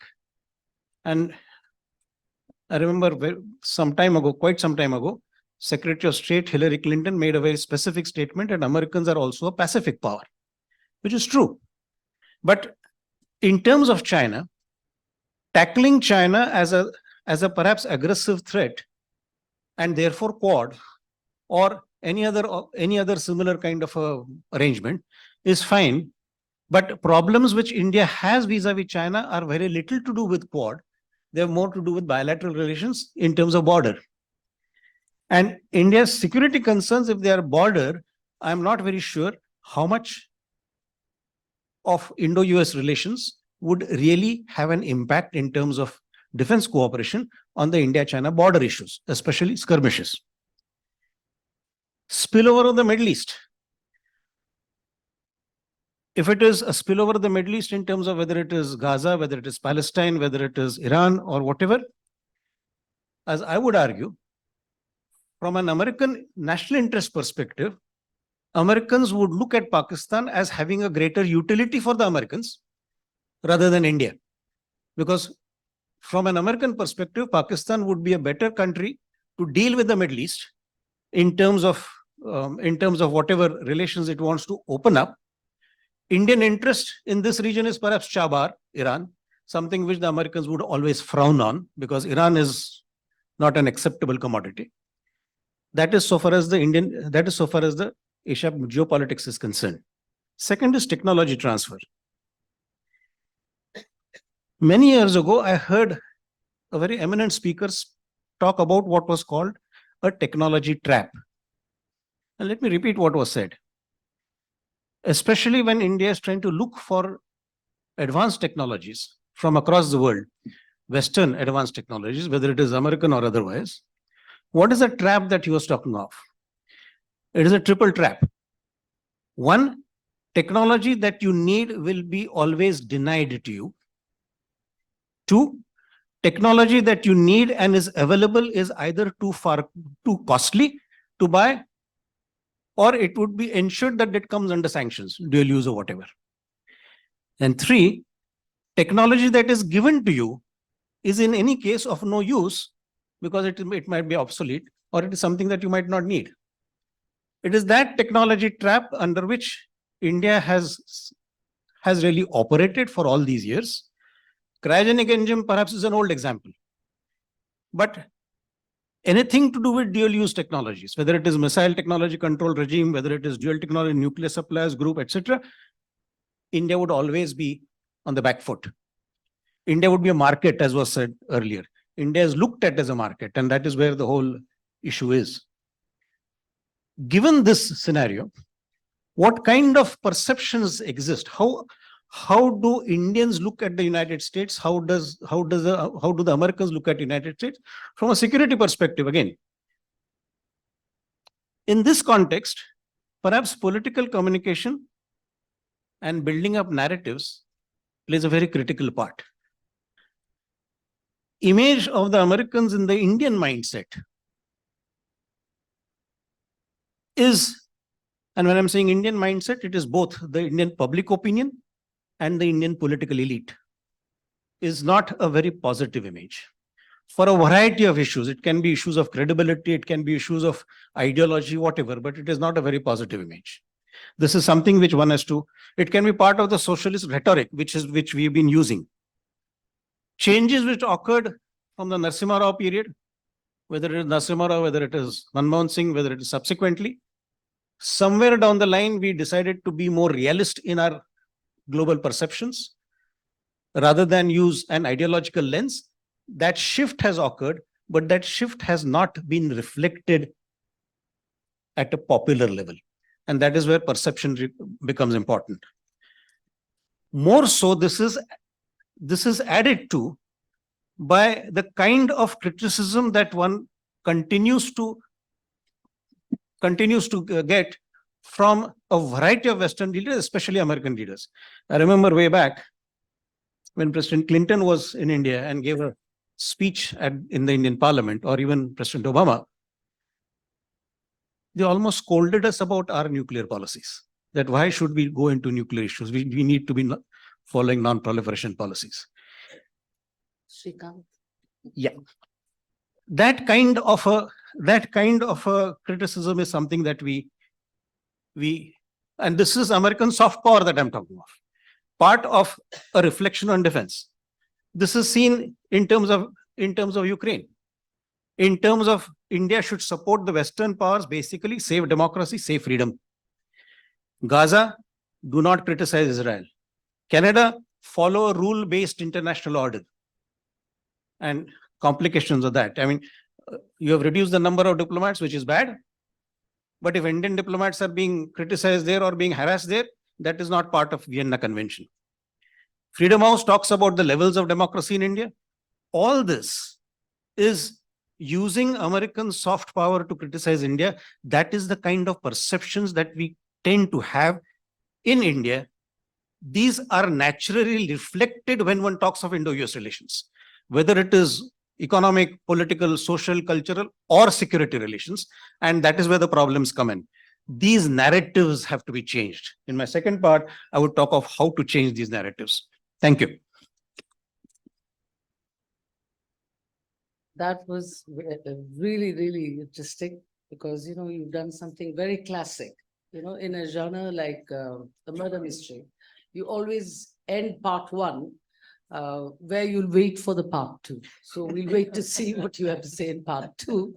But clearly, political communications and building narratives is the core objective of Katz's workshop. So I think in that sense, he has clearly indicated certain things, but a lot of the stuff that you have mentioned, I must say as a chair, I would say that some of it is historical, because as we'll wait for your second round and part 2 to see how that has changed, because a lot of stuff that was indeed what you had said, I think with the breakthrough that occurred with the nuclear deal, and then the Wasnar and the FTCR and so on and so forth, many milestones have been walked through.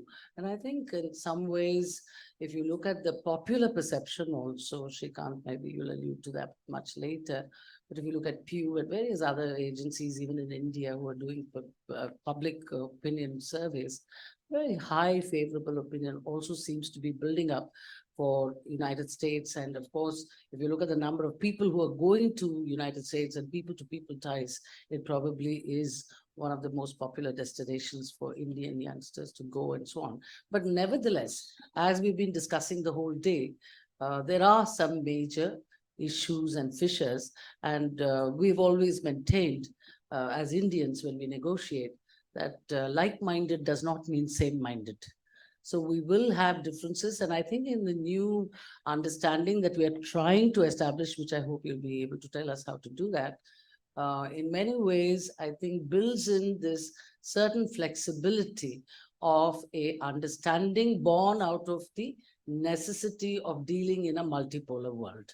You cannot now do a hegemonic dance anyway. So there is a certain difference in the way, you know, people are approaching, US is approaching the other countries. The foreign policies are undergoing major shifts. And what to speak of warfare, where I'm of course not qualified, I think I'll speak for peace.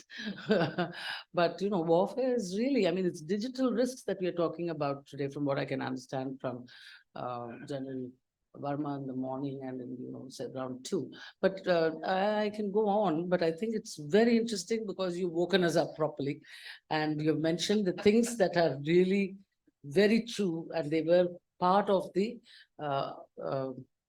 official as well as unofficial exchanges that used to characterize Indo-US talks, if you like. But it has changed. But I would now like to open the floor for further discussions. This conversation is not limited to us. Please feel free to raise your hands and ask a question, and tell me who you are as well. Yes, please, first you, and then I'll come to you. 1, 2, and 3. So somebody needs to give them the phone. Please tell us whom you're asking the question to.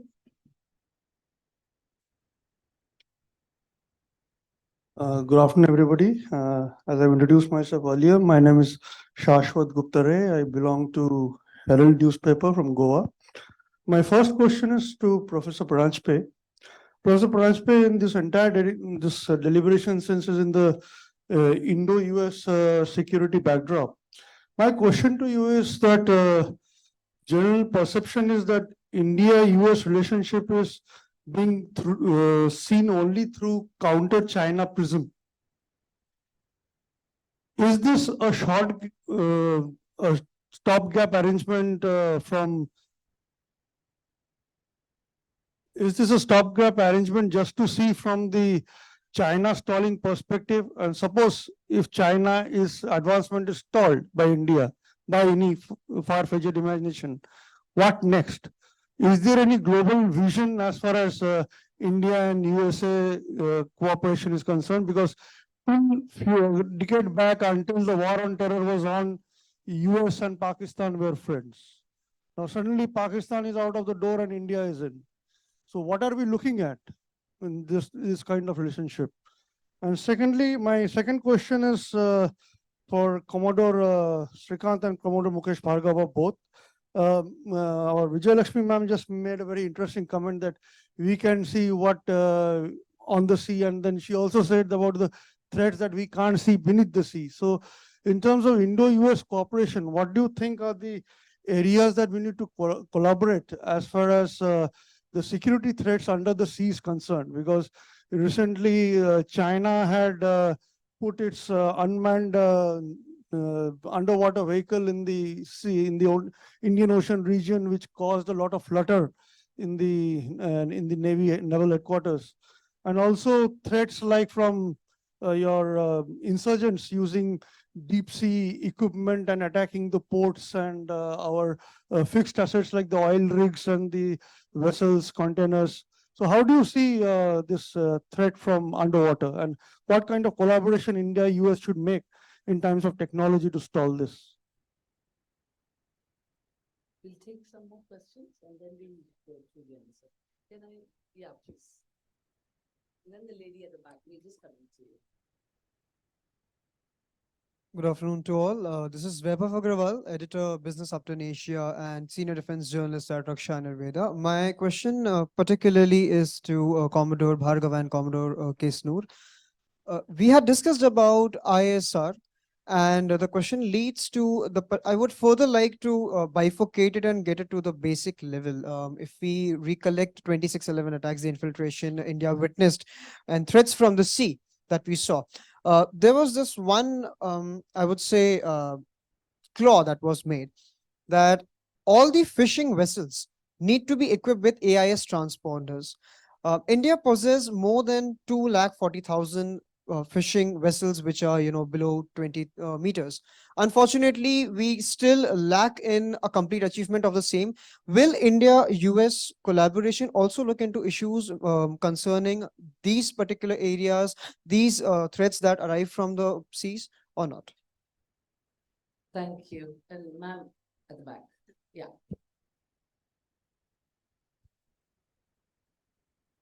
Good afternoon, everyone. My name is Saudamini Muzumdar and I'm from Dainik Bhaskar, Indore. My question is not, I do not come from a defense background. I am not a defense journalist primarily, but my question is to Captain Nikunj Parashar, sir. You spoke a lot about how startups face difficulty, especially when they come to seek funding.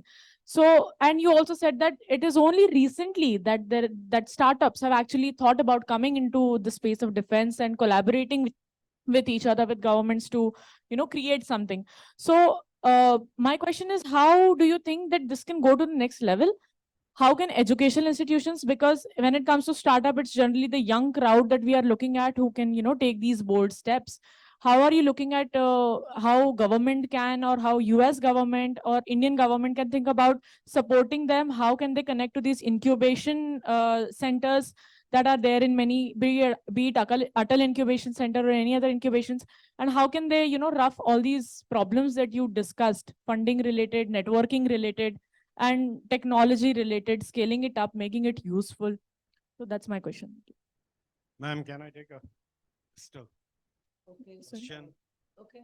I would like to make a comment and then a very small question. Professor Shrikant Pranjpe, I think what you said was waiting to be said in this forum by someone. You have subdued the euphoria. Absolutely right, because some of us who are dealing on a day-to-day basis, do you think by giving a new name and new framework, new policy, will these things start getting translated? If DTTI was not functioning properly, now we make a new name. Will it happen? Technology trap, you mentioned, absolutely right. Today, when I'm wading through acquiring technology, how do I approach the industry with whom US government is dealing? How and why will they transfer that technology? That technology, gentlemen out here, everyone, will remain elusive. And there's no other way what the Prime Minister has set up for us, that we have to do it ourselves. Please remember that. In these engine technology, Predator, there will be something what Professor Pranjpe has very eloquently brought out, that problem. So what I want to bring out is, we need to scale our expectations out of this entire. That is why I'm saying subduing the euphoria. We wade through the FMS and DCS. General Subroto Sah has seen it. Admiral Luthra, all of us in uniform, we have seen that it is a very difficult proposition. That was my comment. As an informed audience, we should be aware where and how to pitch our expectations from the complete gambit. And a small question, Commodore Bhargav, you spoke about ISR and AI. The challenge will be, how do we share the data? How much, with whom, when? Thank you. Thank you. I think I'll start. Oh, okay. They'll forget the answers, because I said, everyone is going to say, okay, I think I missed one and that is it. I don't know, there'll be around two. Okay, go ahead. Good afternoon. I'm Matrika Shukla, sub-editor at Business Upturn Asia. So I have two questions. First one is for Nikun sir. You mentioned that there is a need for policy change when it comes to B2B business-to-business collaboration. So I would want you to elaborate more on it, like a little bit on the specifications of which policies, etc. And second one is for Professor Shrikant sir. You mentioned that there has been a shift from looking at the US India collaboration from an ideological point of view to a realistic, but it's not popular yet.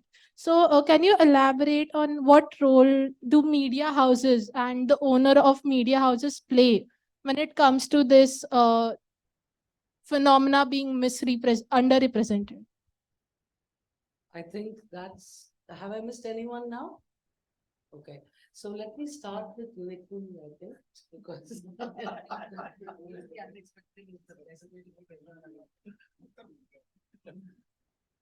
So I'll answer both the questions together because so when we look at the current regime, and let me start with the forces, because I proudly say that Sagar Defense is adopted by the Indian Navy, and that's why we are here where we are today. Now, when we look at the government scenarios, already there are certain policies which has come in, like CGTMS loans of 10 crores, which is already there by the government. Then under Startup India scheme, you can get a loan anything between, or a seed funding anything between 50 to 1 crores. Parallelly, when IDEX has started up, DIO, when they started with 1.5 crore, with a parallel funding which is done by the startup, and a parallel funding has been done by the government. And then they had these prime challenges which had around 5 crores. Now I would say Navy took a big lead in this, and that's the time when Sprint came up, and Navy was the first takers where they said that we are going to give you a minimum order quantity. That means if you go back to any of the challenges and if you take up Sprint 7, which has been put across during Swavlamban, we had two different Swavlambans which just concluded recently in October. Navy came up with MOQ, and this set another test bench and a marking for other forces also, that when in a IDEX challenge, when you get a challenge and you're investing another a crore and a half, at times much more than that, to get through your prototype through into place and go through the trials across, the MOQ gives an assurance. Now, why this MOQ had come across was Navy, I would say the Navy and the ministry together, they went through a thought process stating that how these startups are going to go to an investor and pitch their idea. Now, possibly somebody has built a product, but tomorrow Raytheon, II, BAE, anybody could come and walk in, just change a little bit of specs, and yeah, it goes. And that's, it happens in the business. So this MOQ gives the set bench and a benchmark for any startup which is coming in this arena to go to the investor, pitch the idea across. So this is something which at the policy level, government has to continue with other forces also, because it has happened in the Sprint. We have not seen it happening in the other challenges which has come across in terms. Then is setting up of alternate investment fund. This is very important for the defense business because we do not have an AIF. So even if you look at Sequoia has now broken up into 3 different arms, and they've set up an Indian company because we know ESG policies, and ESG policies would never allow anybody to invest back in. So funds which have ESG policies in, the government agencies or the Startup India and Invest India should itself bring it across and say, hey, look, we are not going to bring our startups to you because you're not going to any which ways invest in us. So these are certain things which are required at the ground level. And as long as that is done, I'm sure the country is going to grow in leaps and bounds in terms of own technology across. Thank you, Nikhil. Thank you, Chair. First question for Shashwat Datre. Underwater threats and cooperation and insurgents attacking the oil rigs, etc. How does the Indo-US cooperation help into that? Well, as far as the underwater threats are concerned, I would like to give you one incident. PLA Navy started patrolling Indian Ocean region using their nuclear submarines. And when this was questioned, they said this is to protect our trade and oil energy, which is being shipped from the Middle East through the Indian Ocean region to their part. Now, all those who are were in the white uniform and now sitting over here would all know that submarines and most of all the nuclear submarines are not instrument of sea control. They are instrument of sea denial.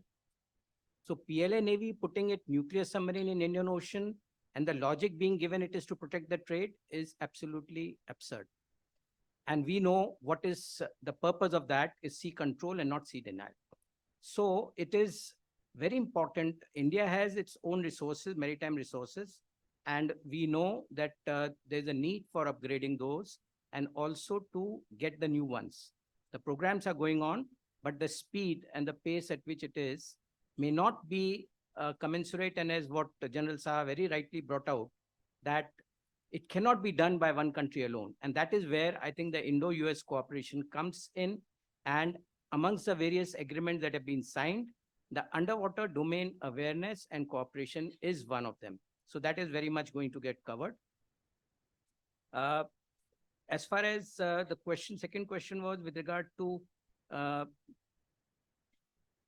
AIS transponders being fitted on the ships, on the fishing boats, and also how the Indo-US collaboration can help. General Saha also mentioned about these agreements that we are talking about, which have come out, and also the Indus X, the program that has already been agreed to programs. Both of them are talking about collaboration of information, data, and intelligence sharing between the two countries. That means India would not only get their data, it would also have access to the space-based assets of the US government. And that is going to be a major game changer because that can then give you real-time information and intelligence to counter something like what happened at the Bombay attack. And it was not that information was not available. Information was available, but intel was not available. And that is where I mentioned in my talk the two agencies that have been created to assimilate, and the creation of the integrated headquarters where intelligence and communication is jointly controlled for all the three services is going to ensure that such a thing does not get repeated in future. Last thing with regard to General Verma's question that he asked with regard to how AI and ISR is going to get integrated and how the data sharing is going to happen. It's a challenge. I don't have the answer, but I think this is something which has to be put on the table and let it be the elephant in the room that need to get addressed. Because in my interaction with US companies, I tried to let me share my personal experience. I tried to make a joint venture with the US companies from L&T side. At least 4 companies I tried. It could never culminate into a joint venture. And it all led down to what your question is. Are they willing to share?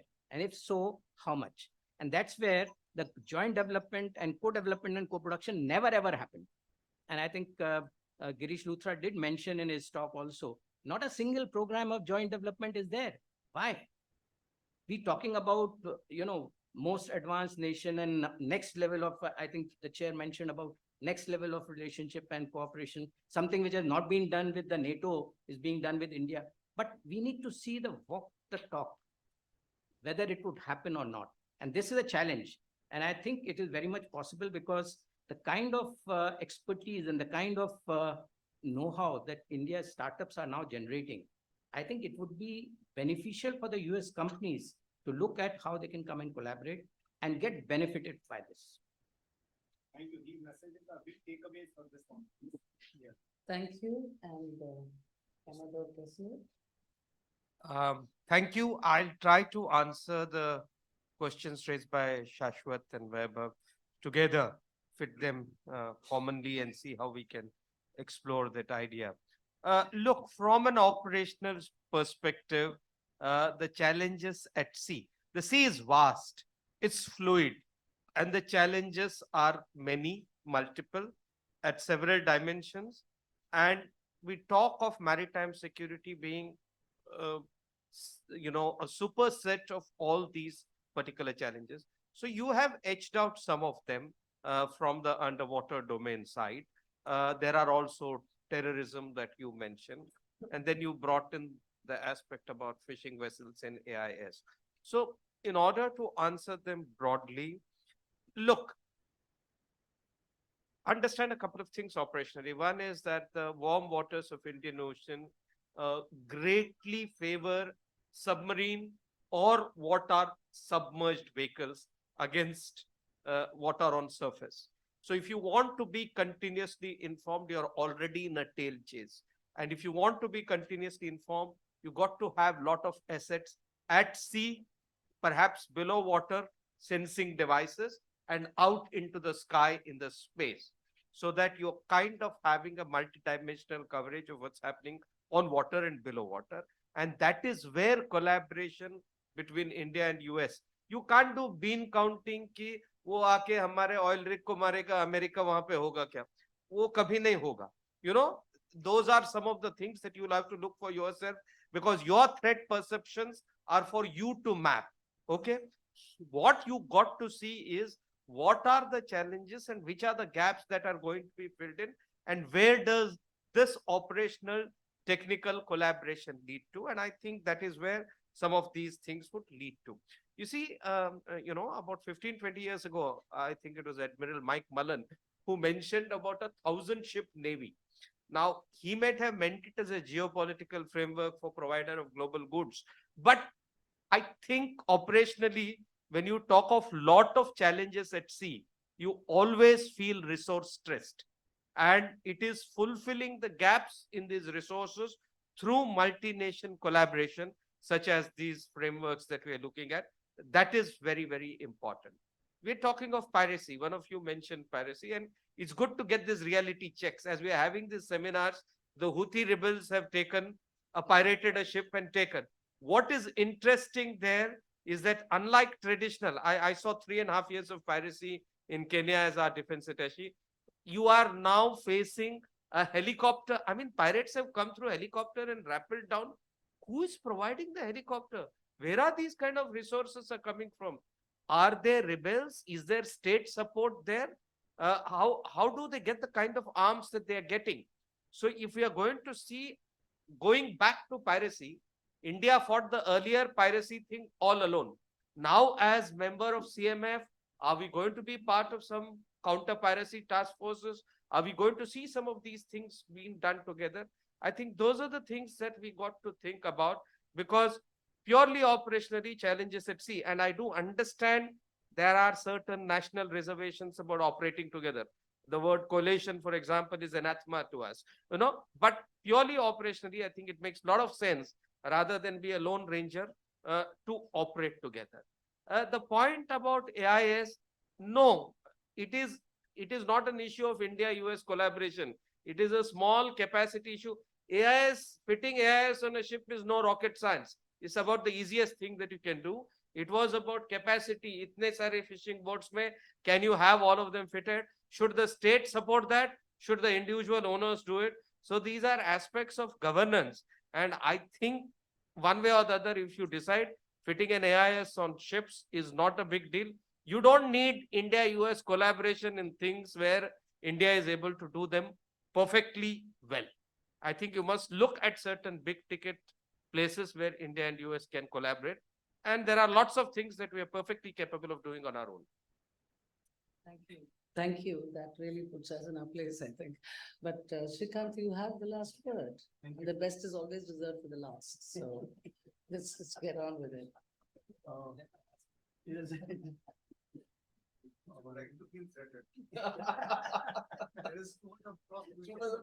Cross mutual support. Good friend. About focusing on China in terms of India's relations, no, not really. India's relations with the United States have not developed simply in terms of China-centric. That is not so. In fact, India starts to open up its global or world view even before 1991. It started to open up at the point when Gorbachev comes to the picture and starts to talk of ending of exclusivity in Indo-Soviet relations. That is when India starts to slowly open up. It opened up much more systematically post-91 or post-Soviet disintegration. Symbolically, the nuclear deal I'm putting it symbolically because nuclear deal essentially opened up the variety of locks which were placed on India in terms of technology transfer, or even basically issues like civil and nuclear cooperation. That deal did not mean that suddenly American reactors came into India. No, the French came in, the Russians came in, but it opened up the sea. Essentially, what was India trying to do? India was trying to seek space in the decision-making circles of the world. And the argument was, if Americans accept us, others might also follow. That is the argument. General Verma, you talked of technology, and you talked of the fact that India does not have the capability to design in that sense. I'm tempted to add, and I will be criticized again about this. Indian IITs produce ITI level technicians. We do not produce scientists. And unless we produce scientists, we will not be able to design them from scratch. We are a service sector industry which provides this for the world. But that is what the reality is. And that is how about the role of the media. Hold on, I'm coming to that in the second session. Thank you. Very well. Actually, there are lots more I can add, but I've been the chair. I don't want to do that and abuse my privilege. Let's go for a round two, or how are we placed? Round second. Yeah, I think it's warranted. So without more ado and no more remarks from the chair, can we go with the same order, but closing remarks, 2 minutes each would be good? He said 6 immediately. But we took 7, 8 in the first. No, I have to. Closing remarks. Yes. Yeah. Quickly, closing remarks. One, I think Professor Paranjpe has shaken us up, as they say, but I think we should still be bullish about Indo-US relations. It might be restating a cliche or the Virginia Slim cigarette ad to say that you come a long way. Or I believe yesterday Ambassador Garcetti said that the relationship is now from seabed to stars. So you may not fall for that eloquence, but I think certainly what both the countries and navies need to do is to invest, stay the long haul. There are cultural and structural factors that are going to make this progress necessarily slow, but I think we should stay the long haul. And I think Navy and Defense would be the lead player in this, and it is good. It might yield us results in technology, even in other aspects of development, but staying the long haul is essential at the grand strategic level. I've already talked of the challenges at the operational level, which can be done by the navies, and operational level is where I believe deliveries have been good. We should continue there, and we should look at ways to expand that canvas very, very much. Anything new we can do, I think Admiral Baker in his opening statement, in answer to your question, suggested that we could produce ships for say another country 3. So I believe, just taking off from that point, there are lots of challenges, for example, in Africa or elsewhere in our Indo-Pacific neighborhood, where possibly India and US can provide a new framework. I mean, India has the ground experience, the terrain experience. We are good, I dare say, in our training, in our soft skills. Perhaps if funding and other arrangements can come from the US and West, I think we could look at delivering lots of security-related goods in Africa particularly, and probably develop a new paradigm where India-US cooperation need not be restricted to India alone, but to the wider Indo-Pacific neighborhood. The fourth point, I think Sandhya had brought out towards the very end, her and through her to the members of the media, that she spoke of a military-industrial complex in India. I think for a long time, perhaps understandably or perhaps paranoid reasons, this word military-industrial complex has induced huge amount of cynicism and skepticism in India. But I think the time has come to shed that old reservation. We need, you call it defense corridor or you call it military-industrial complex. The simple logic is, look, rather than celebrate a Rafale that is bought from abroad, why don't we think of an Indian fighter? Why don't we think? So we need defense industry complex or a military industry complex in India. And I think the media and through you, large sections of the society should stop having reservations about this. My final point, one advice to US, I think America should start playing cricket. They'll have better understanding with India. Thank you very much. Well, I think a lot has been said, but let me just say this. Military industrial complex, there are other words you can use. Defense industrial base. Yes. Just develop your own defense industrial base. You don't need very complex ideas. Young people and old, we need more simplicity to get to the point and move on. So I would suggest that we develop our own industrial defense industrial base, and that should take care of all the spillovers we expect. But the other point that you made about expectations, I think is very valid, and Srikanth will talk more about it. Raising unrealistic expectations is the real fear. But I think in this seminar, I think there's been a little bit of that dose of realism, which I think has come out from all the speakers. There hasn't been the so-called euphoria. I don't think so. No. I think there's been a very candid exchange, I would say, of the variety of challenges that confront us. But rather than take the position that, look, it never worked before, so probably it won't work. I think you should think beyond that. That's my advice. Yeah.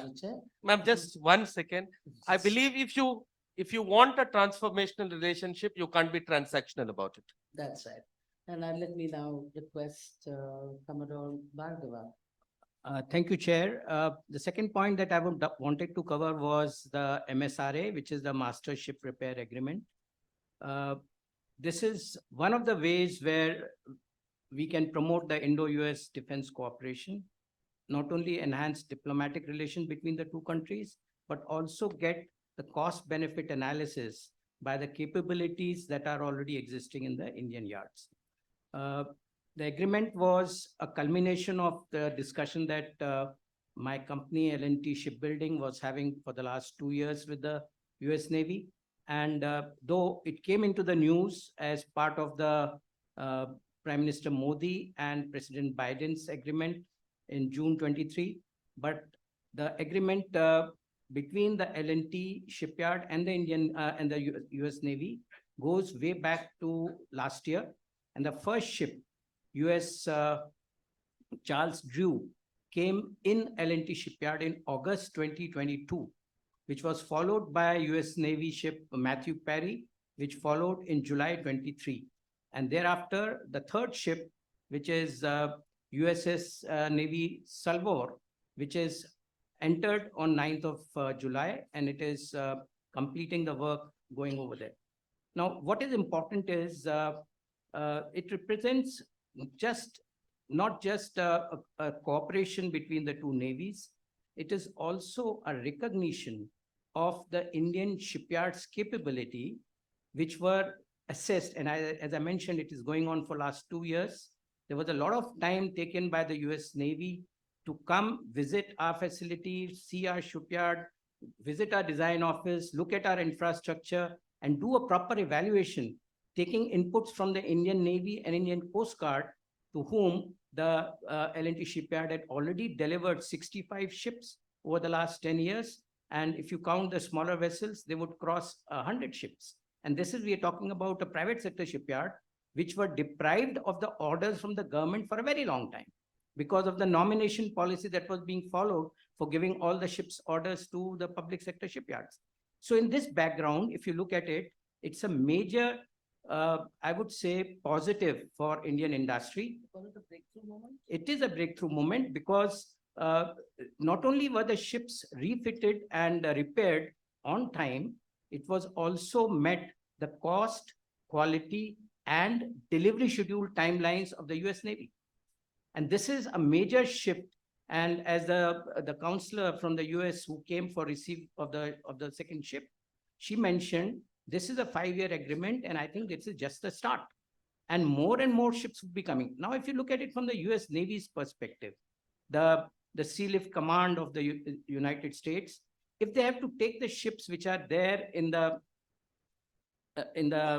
Pacific and the Indian Ocean region, and also in the Malacca Strait, go back to the US shipyards, how much logistic cost and the time on task would be lost by this transaction. And if they can get the same quality or even better quality repairs done over here, which is qualified and meeting the requirements, it would be a major change. What is in it for the Indian shipyards? As far as L&T is concerned, we were doing a strategic program. I don't want to talk about it, but I can only tell you that in that strategic program, the design process that we followed, we were using 3D automation drawing and a digital walkthrough for qualifying the layouts. When the Los Angeles class United States nuclear submarine program got declassified 20 years after, we found that they were using similar methods of design which we had adopted in the early 2000s when this data was released as unclassified in 2010. So there were questions being asked. I think Kesnu tried to answer that, whether India can have an military industrial complex. I think we are not just there. We are very much there and ahead, because we devised the 3D automation and digital walkthrough, not knowing that Los Angeles class is based on that. And we did it on our own, because this is the way we thought we can reduce the time on task and also deliver, bring down the entire cycle time. When we took the technology from the Russians, we were given it will take X from the Russians. From the Indian side, it will take 3X time. We actually did it in 0.8X in the third and the fourth project. So this is the capability that India has. And the MSRA is important because it recognizes the capability, capacity, and that the Indian industry, including the shipyards, have come of age. And I think this is going to be a path-breaking effort. If we look at it, what is happening on the F414, there are only 4 or 5 countries in the world who make aero engines. And if this technology transfer happens, and knowing, as I was mentioning during lunchtime, that the technology was not passed on to us, somebody said from Pentagon, give them a dumbed down version. And the industry said, don't give them a dumbed down also, they will improve upon that. So they are also scared of the capability of the Indian industries. And I mentioned about the startups. We are the global leaders in that.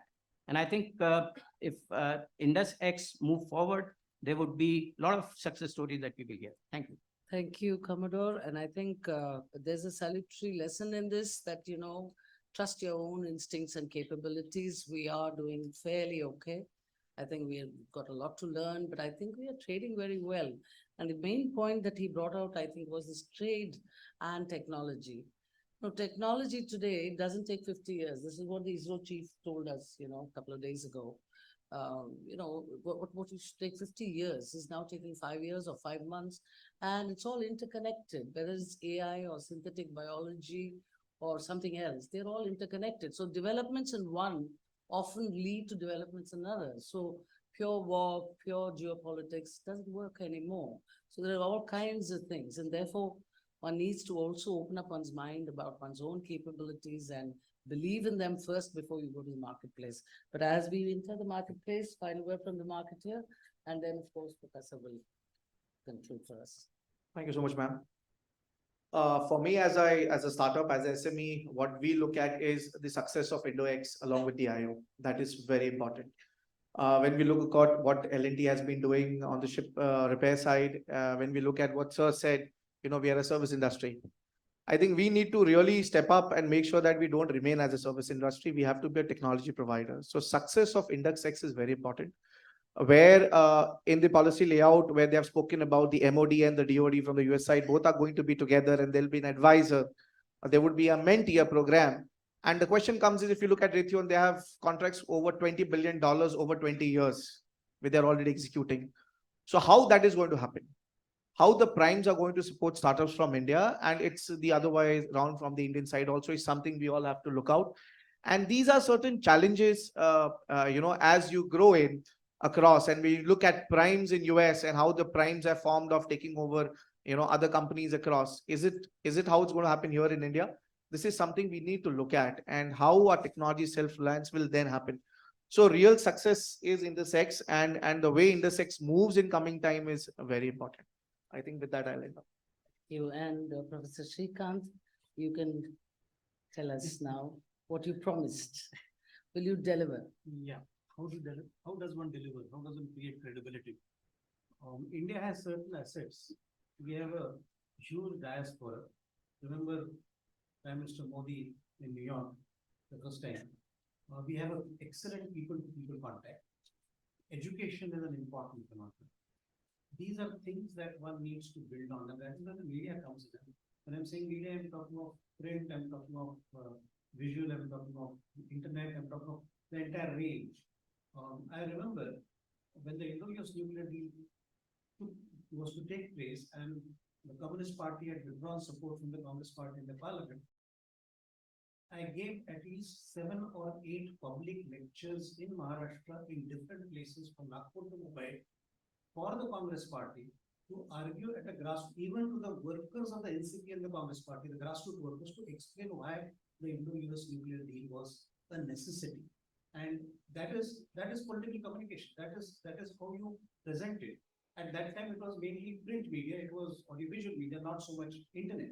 But what the Indian media needs to do, and I'm pretty serious about this, is present the Indian case, present the Indian worldview to the world, to the Americans, and argue that their worldview of India, which depends upon New York Times or Washington Post or CNN, is not really the correct worldview. And for that, more than the English language press in India or the English language media in India, the regional press needs to play a massive role, because it is a regional press which by and large presents a true color of India. In fact, I used to talk to the Americans all the time that if you want to understand India, look at the regional media. Don't look at the English language media. They are catering to your requirements. They are not catering to the Indian requirements. That is where the shift has to take place. And till the Indian media, this is political communication. This is creating narratives. We do not have the wherewithal in terms of the financial wherewithal to control the narratives, like the Canadians have or the Americans have. But unless we develop that capability to control the narratives and spread them, and that is political communication, we would continue to lag behind, and our image would continue to be that of a country which is the receiving end. Things are starting to change slowly. Simple thing, and then let's stop. Take the Foreign Minister Jaishankar's speeches. How many of the speeches given by the Indian External Affairs Minister are reported in the Indian media? About 20 or 30%. They are not reported because what we listen to is what the BBC or the CNN is telling us, or what the New York Times is telling us, and not what Indians are talking about. Sometimes look at Doordarshan, sometimes look at All India Radio. They are better providers of news. Thank you. So thank you very much. And I think we'll close the session here. And thank you, Kutch, for this opportunity from all of us. And I'm wanting to, we just close the session, really. I just want to share with you. Okay. Beautiful position by and Srikanth after my naval career, I have been vice president of TCS, and how IT industry came up into India is courtesy America. And I could clearly see what Commodore Bhargav said, that we are better than them, and therefore time will come, they'll come to us. And what Commodore Srikanth said, we need to develop this industry, maybe not for India to begin with also, but for the world, which L&T is doing. And what General Verma said, that they are not forthcoming to cooperate. Very good. Because they were not forthcoming to cooperate, India became top nuclear power, nuclear capability. And because they were not forthcoming to come forward, we became top nuclear space power. That is a good thing that they're denying to us. Srikanth, agreed? Thank you. Thank you. This is the power of India. We Right. have free speech, as far as I can see. Yeah. But I must say that, like-minded democracies, the challenges faced today in geopolitical world, Guru, this is very timely, though we were focusing in this session about the naval part of it. I think, the need to be together with many countries who are like-minded. Right. With India-US partnership has a very bright future, and we should root for it, according to me, not just because what can I get from them and what can I leverage from them? That's not the frame that we need to have. What we need to have is the confidence that we are capable of providing our own inputs into this massive new world order. Thank you very much. Thank you. Thank you for a panel discussion and a round loud of applause from behind as well. All right, so this session was more of a dessert session with a sweet ending. So thank you everyone again. Now I would like Ojaswini, if you could present the momenters first to our chair and moderator, Professor K.P. Vijayalakshmi ma'am. If you could come at the center.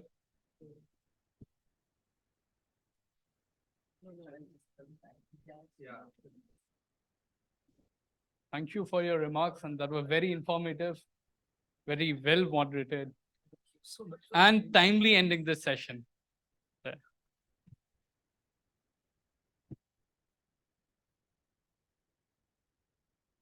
We don't have CNN, BBC, but we can still clap. Next, Commodore Shrikant Kesnu, you could step up. Step down. Step down.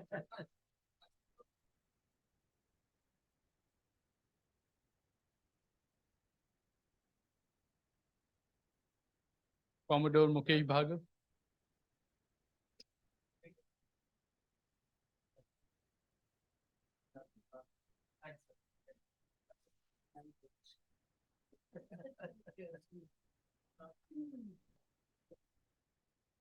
Captain Nikunj Parashar.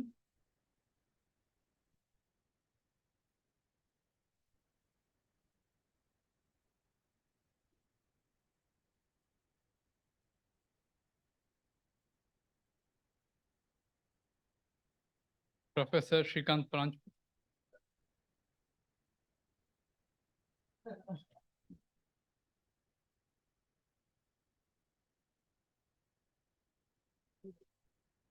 Thank you. With this, we conclude our second session. And the audience at the back, I would thank you very much for being here with us. As a closing remark, I would now call upon Arnab Ganguly, Associate Director, CUTS International, to deliver his closing remarks. And before you leave, everyone, I would request you, there is coffee at the back and some snacks. Please join us for networking coffee. Thank you.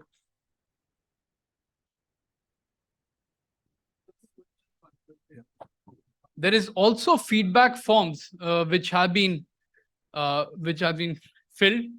People who have not filled, I would request you kindly fill it up. And there are volunteers. So if you could just submit it to them. Also, all the speakers, people who have come from outside, your boarding passes, and that will be taken care by Vandana. So if you could just, Vandana, if you can raise your hand, please. Yeah. So, all right. Thank you. Over to you. Thanks, Puru. So my job as Major General Subrata Saha said, it's always wrapping up. Now the difficult part of the job is you have to listen to, listen from the beginning. And so that becomes challenging even after lunch. Thanks to the excellent session that happened. And it becomes even more difficult for a student of economics to actually summarize, discussions that happened in the security domain. So, okay, let me just, summarize some of the things which I could understand. So one of the things that has been discussed in the first session is, the frontiers of warfare have changed. The rules of the game have changed. The tech and the tools have changed. So in this, evolving situation, we have cyber attacks, we have drone attacks, we have use of AI, we have information asymmetry, and there are a lot of non-traditional threats that are also looming large. And it is not possible for one country to combat and, fight all the frontiers together. So that is where collaboration is of utmost importance. And especially in a region like Indo-Pacific, which represent almost 60% of the global population and 40% of the global GDP. Having said this, the discussions also highlighted the progress, the successes, and what needs to be done to achieve, successful future collaboration ahead. The discussions also, the speakers highlighted that going forward, there is a need to encourage co-development, co-production, co-designing, most importantly. Then there's a need to revisit some of our domestic regulations, especially regulations on ESG, which could become deterrents to investments in the defense sector. And lastly, the most important part is also the engaging the private sector. Given that we have Atmanirbhar Bharat, we have Make in India scheme, so it's extremely important that tech startups come up in the defense sector and they also become a party to the negotiations. Additionally, I would like to mention that, it has already been highlighted by Shrikant sir that media engagement, the importance of media engagement. I would, like to add further to this and mention that, when we have collaborations, we usually leave out the most important pillar of democracy, the media. When the negotiations are going inside the room, often the media is not inside the room. The media is outside the room, depending on perceptions, feedback from other people who were inside the room. Often, those feedbacks are influenced by biases. It's extremely important for the media also to be engaged in the negotiations, to develop a media network so that they are able to communicate success stories, they are able to communicate outcomes, they are able to communicate the successes and change common perceptions about the India-US. So what is happening on the India-US front? If someone wants to know, he or she should be able to know it from the media or some other sources. So with this, I would not stretch it any more further. I would like to thank Rear Admiral Michael Baker, Senior Defense Official and Defense Attaché at the US Embassy, New Delhi. Vice Admiral Girish Luthra, former Flag Officer, Commanding-in-Chief, Western Naval Command. Rob Anderson, Cultural Affairs Officer, US Embassy, Mumbai, US Consulate, Mumbai. Mr. Greg Pardo, Spokesperson, US Consulate General, Mumbai. All members of the public diplomacy team in US Consulate, Mumbai. Our Shomik, and who is also managing the grant, and the entire public diplomacy team in US Consulate General, Kolkata. And to all our speakers, to our panelists for enlightening us and helping us know so many things. And to all our participants for being patient and, attending through this session and interaction that happened. So a big thanks to all of you. I think we should give a big round of applause for all of us. And especially to our team at CUTS, with Puru, Swiptish, Vandana, Mihir, Ojaswini, and Vijaya, who made this thing happen. Thank you.